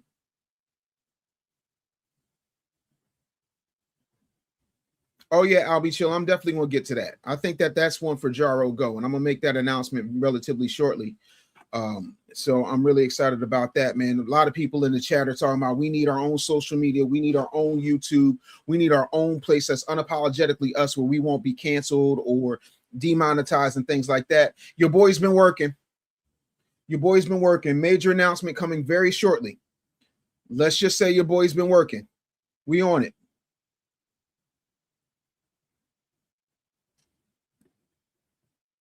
Hold on, let's see here. Evildoer Voltaire says teenagers killing store clerk because they refuse to sell in Black and Milds is insane. That this is news to me.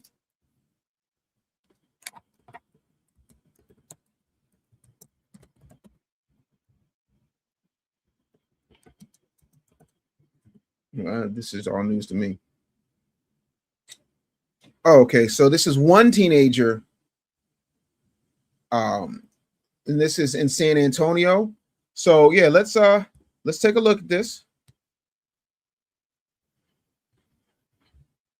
Let's see here.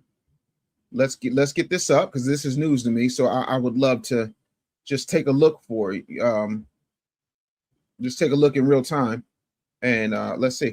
Regular customers of the Classic Mart family business in the medical center area say they're sharing the heartache of a vicious attack of senseless violence overnight. Police say a 25-year-old store clerk was stabbed to death when he refused to sell a 99-cent tobacco product to an underage customer. Sue Cowberg talked with plenty of people who say they are still in shock. Witnesses are telling us they can't believe how ridiculous this is. They say a man was stabbed to death because he refused to sell a 99-cent smoke. It's not worth it. It's not worth it to take somebody's life over something like so small and spend the rest of your life in jail. It's not. It's sad. It's sad. Real sad. I was like, oh my God. Regulars say the family who runs the Classic Mart came from Jordan to build a new life. They are the American dream, really. It's a dream that died around 1 a.m. when police say an angry young man attacked the 25-year-old clerk for refusing to sell him a tobacco product because he wasn't old enough. Lose his life for doing his job. Tragedy. He's a baby. He hasn't even lived. Police say the victim's family saw the attack on a surveillance camera, saw the suspect run away, and called for help immediately, but it was too late. Investigators say the suspect surrendered to police hours later after a standoff at an apartment complex across the street. The name of the victim hasn't been released yet. As we learn more about the charges and the bond in this especially sad case, we will share it. In Northwest San Antonio, Sue Cowberg, KENS 5. Yeah, that's wild right there. New at 6, Fulton. Yeah, that to me is absolutely wild. I don't think anybody should die over a Black and Mild. My whole thing is, what was he on? Like, that's insane to me. It's insane to me. Like, to me, that's crazy. Like, who does that? But again, we continue to uplift individuals that don't make no sense. Not particularly a fan of it. Like, at all.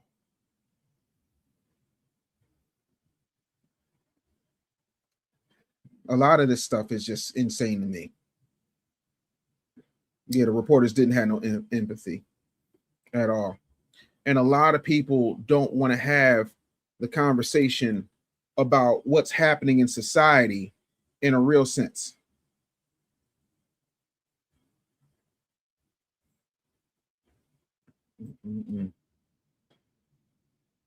I just don't understand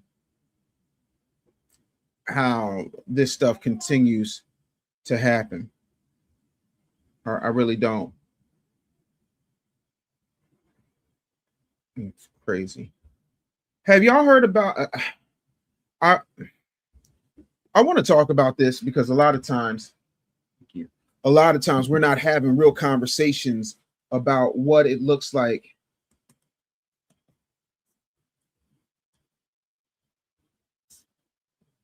when people don't have the what's the word I'm looking for here?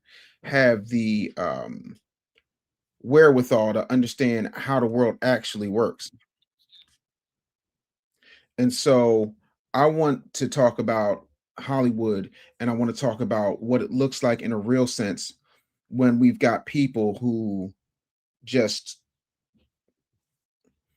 get caught up. And I keep telling people Hollywood is a culture, it is not a place. So we're going to talk about this whole Faison Love child support thing, which I think is absolute wild work. So let's go ahead and roll that beautiful bean footage. Just getting this right here into the newsroom. Actor Faison Love, known for his roles in movies like Friday and Elf, will be... Side note, this man's suit is way too tight. And then he got them Count Chocula shoulder pads. What's happening here, sir? This is ill-fitted. You make way too... I know what newscasters make. You making way too much money for that. This handkerchief, nasty work, sir. What in the K&G menswear is happening to you, sir? What's gathered away? Released from jail. This after serving 16 days in a child support case. Love appeared in court in a wheelchair for this hearing that we're talking about. He was arrested just over 2 weeks ago in California after failing to turn himself in for contempt of court and failing to make child support payments. Love's attorneys argued he is struggling financially, saying he has no home, drives a 1999 vehicle and has no savings, even relies on friends to help pay many of his expenses. But the attorney for the mother of his child argued Love has repeatedly ignored court orders, hasn't paid child support in years. Love himself testifying that he recently saw his daughter and does what he can. You see your daughter too, right? Yes, I had just saw her.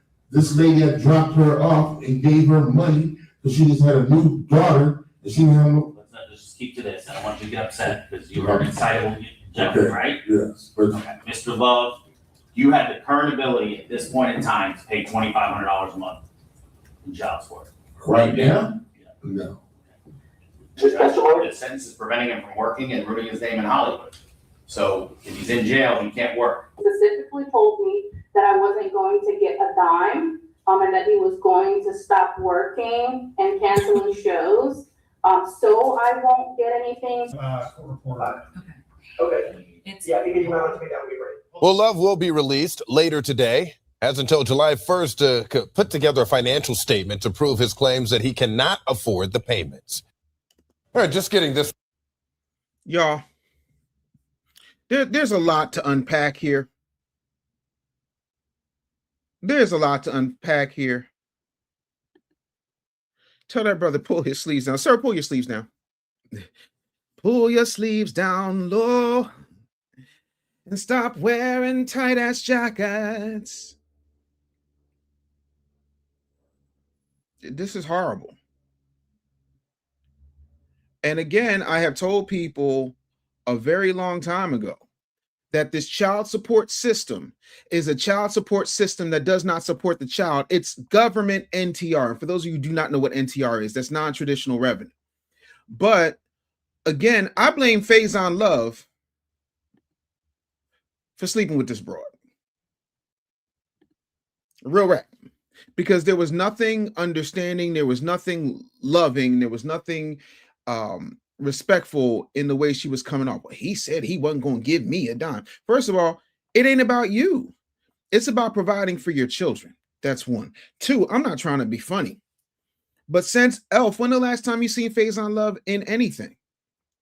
And whether I like Faison Love or don't like Faison Love, whether I find his stand-up deplorable or don't find his stand-up deplorable, whether I think he's funny or not, ain't got nothing to do with the fact that and I tell you all this all the time. Listen, I work with celebrities. The majority of celebrities out here are broke. I can't tell y'all this enough. The majority of these people that you think is so famous and got all this money, broke. B-R-O-K-E. That's what they are, broke. They are broke.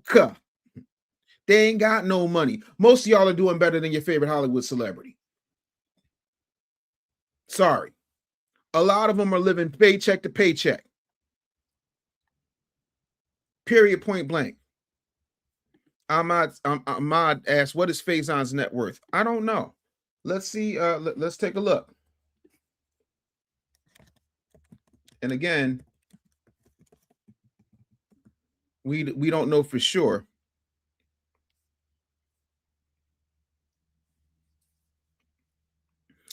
So the Googles are saying Faison Love has an estimated net worth ranging between $500,000 and $8 million, depending on the reporting outlet, though recent legal documents filed in mid-2026 reveal a dire financial situation where the actor reported making zero income in the previous year.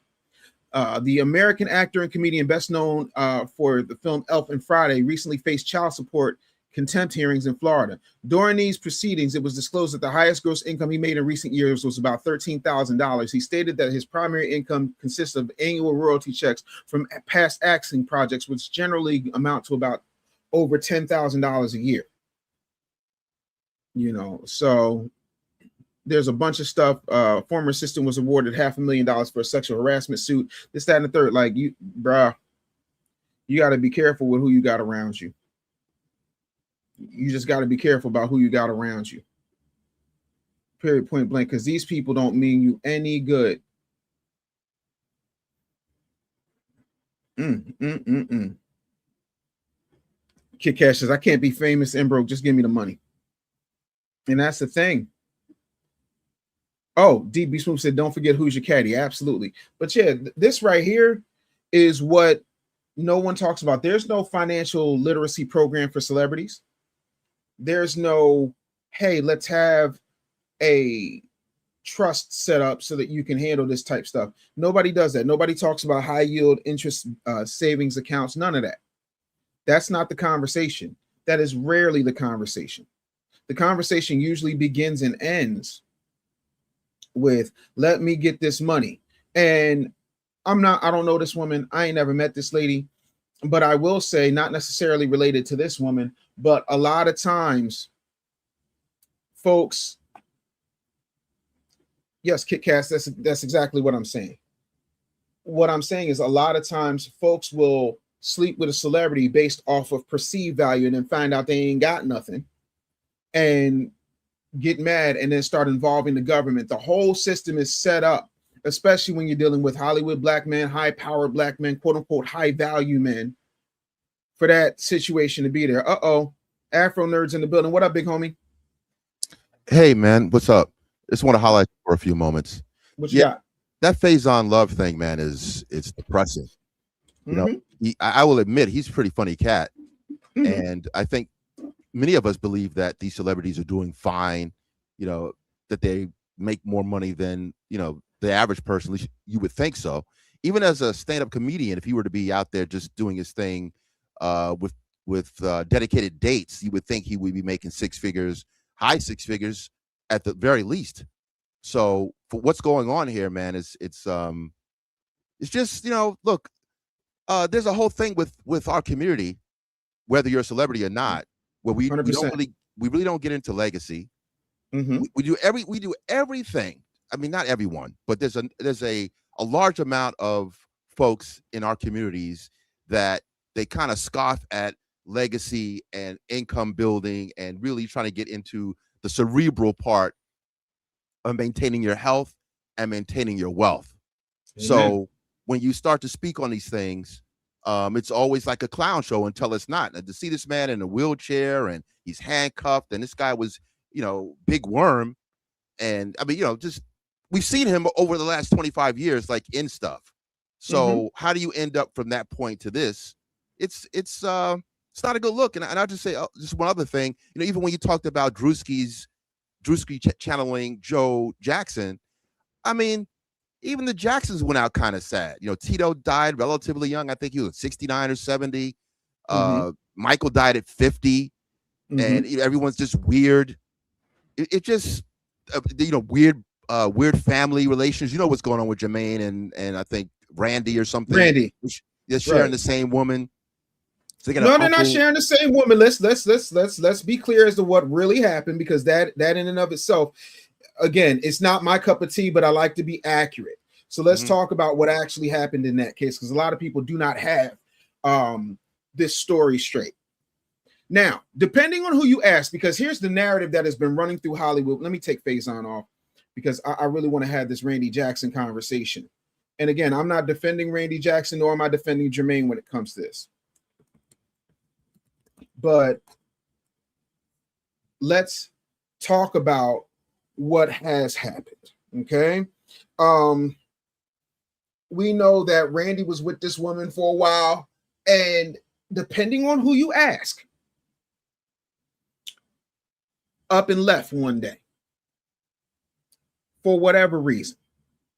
At that point, Jermaine stepped up, and apparently something blossomed there. Okay. Again, I don't know. However, again, I'm real big on beam footage, so let's okay. I don't know why they do this and put the wrong Randy up. Randy Jackson from American Idol is not in any way, shape, or form related to the Jackson family. That's dog, little pitchy dog. So I'm gonna go ahead and hell of a basis. Hell of a basis, but yeah, wrong Randy. But that's the actual Randy Jackson in question. So let's run this and let's go from here. Hold on. Is there any sound in this? Where the sound at? Okay, here we go. Both share the same baby mama, Alejandra Oaziaza. She first dated Randy Jackson for 8 years and had 2 children with him. After they split, Alejandra got together with Jermaine and had 2 more children with him. Honestly, it's kind of messed up. I bet you didn't know Michael Jackson's brother. Okay, that didn't add anything to the situation other than telling us what we already knew. But there was a reality show pitched look, okay, here we go.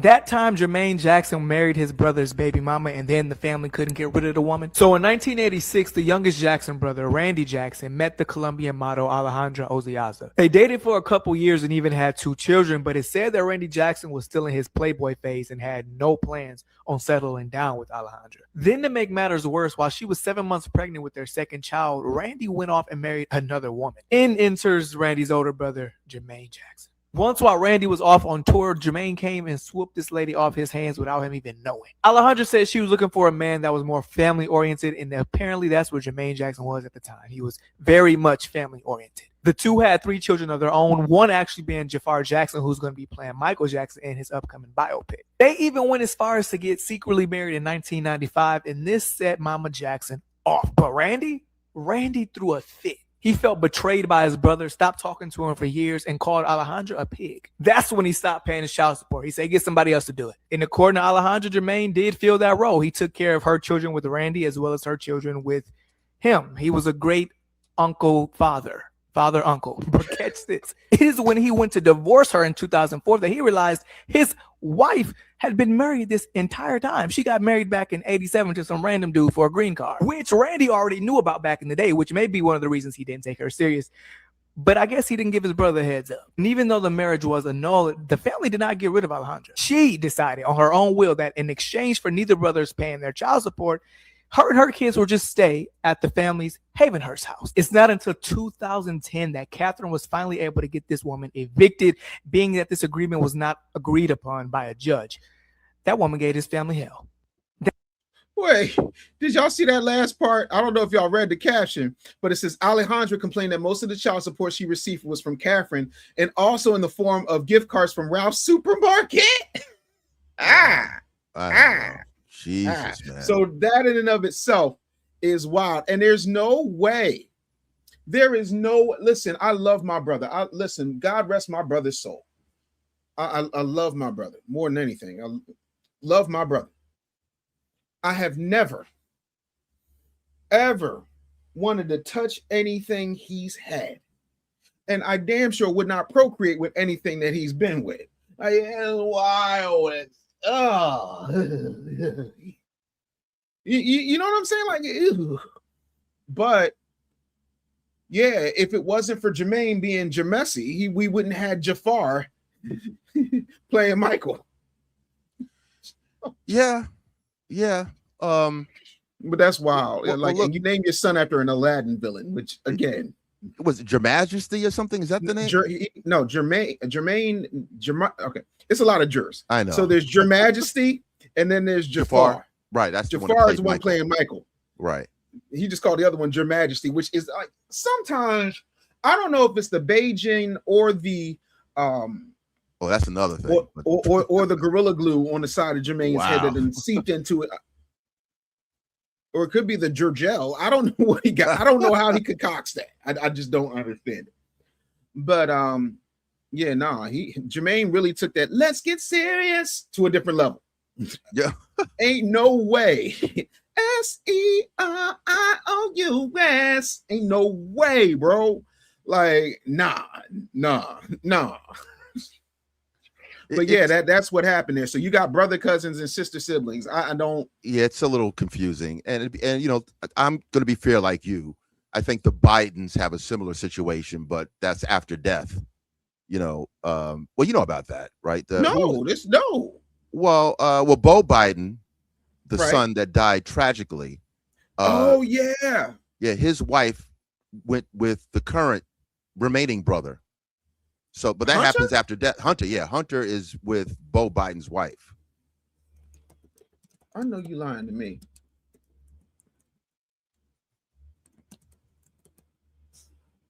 Wait.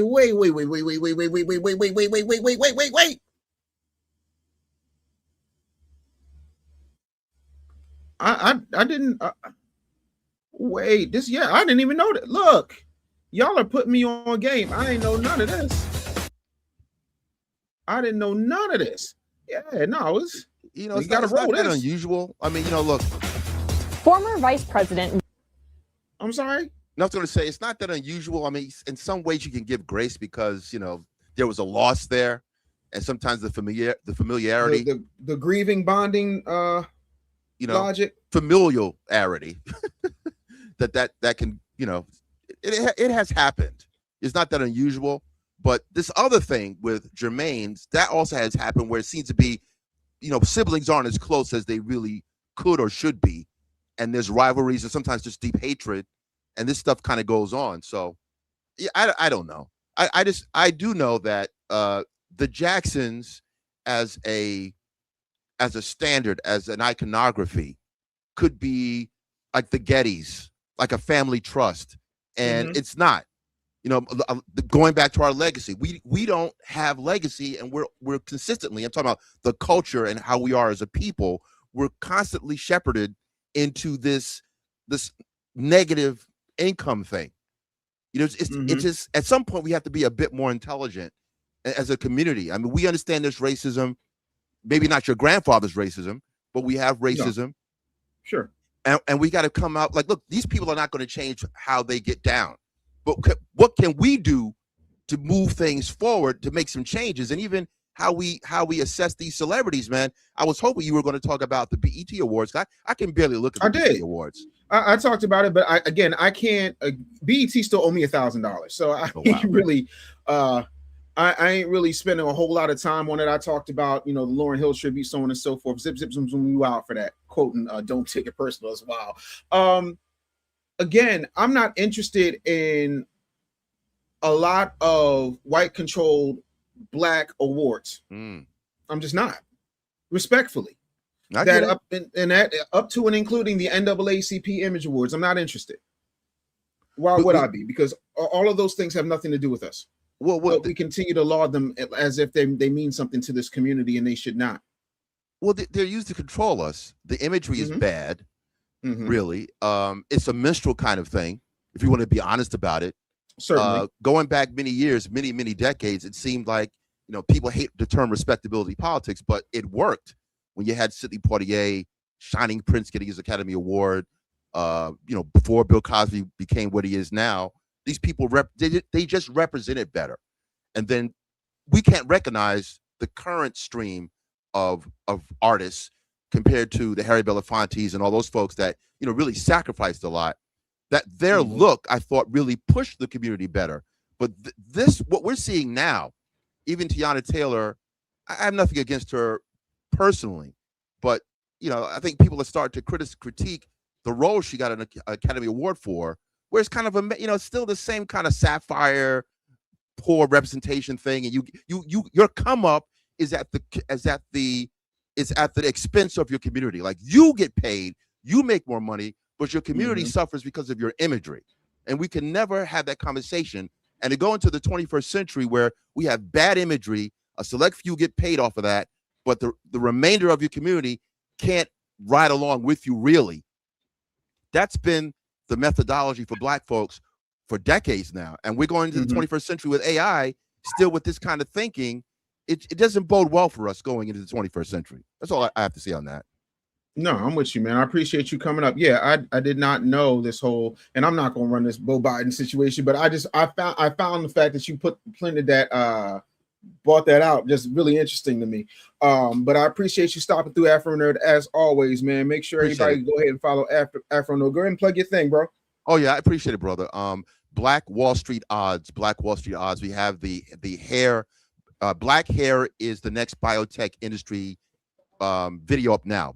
Your hair that people have denigrated, and even our own have denigrated. Now others are looking into that as a biotech industry. So please check 100%. It out. All right, man. Hell yeah. Appreciate so y'all it. make sure y'all appreciate you, fam. Thanks for coming through. I just want to say this before we roll out of here. I want people to understand.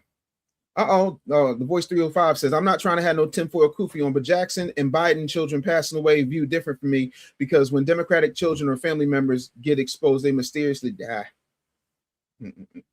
Appreciate that. Yeah, buddy.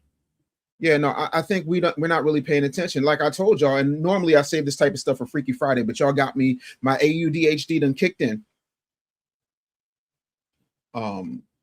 Wait. They gave Tiana Taylor a Halle Berry award. I mean, and again, I think Tiana Taylor's dope. I'm not going to act like she's not. However, did she not do the same thing that Halle Berry did to get that Oscar? Did she not hit you with the make me feel good? Who better to get a Halle Berry award, respectfully? Not even trying to be funny, but I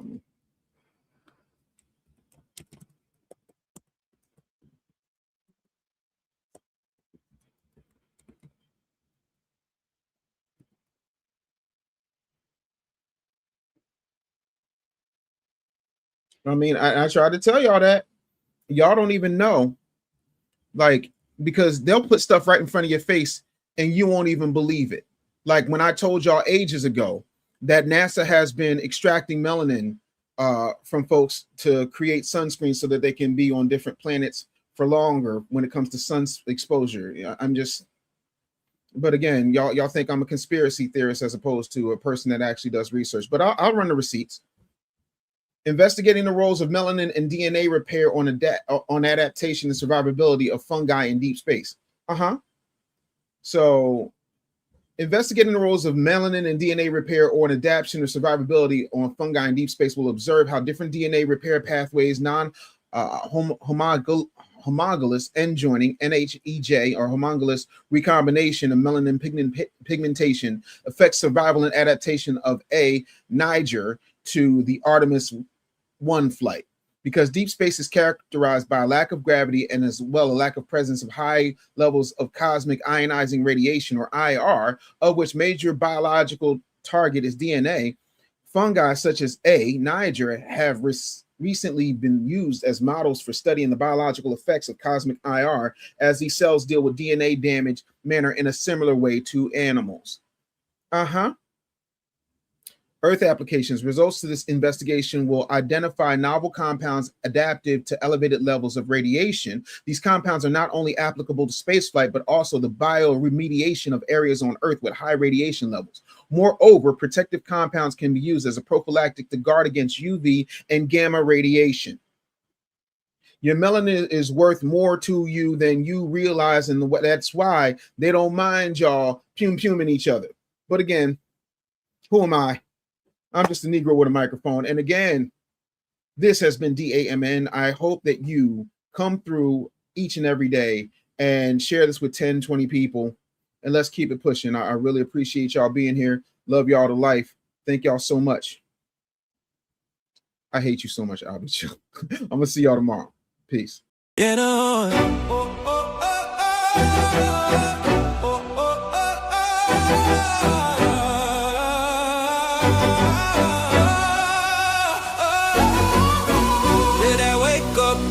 your mind right. Real talk, no fluff, no sidelines. We outside, bring the truth to the sunrise. DAMN, yeah, we coming at the right time.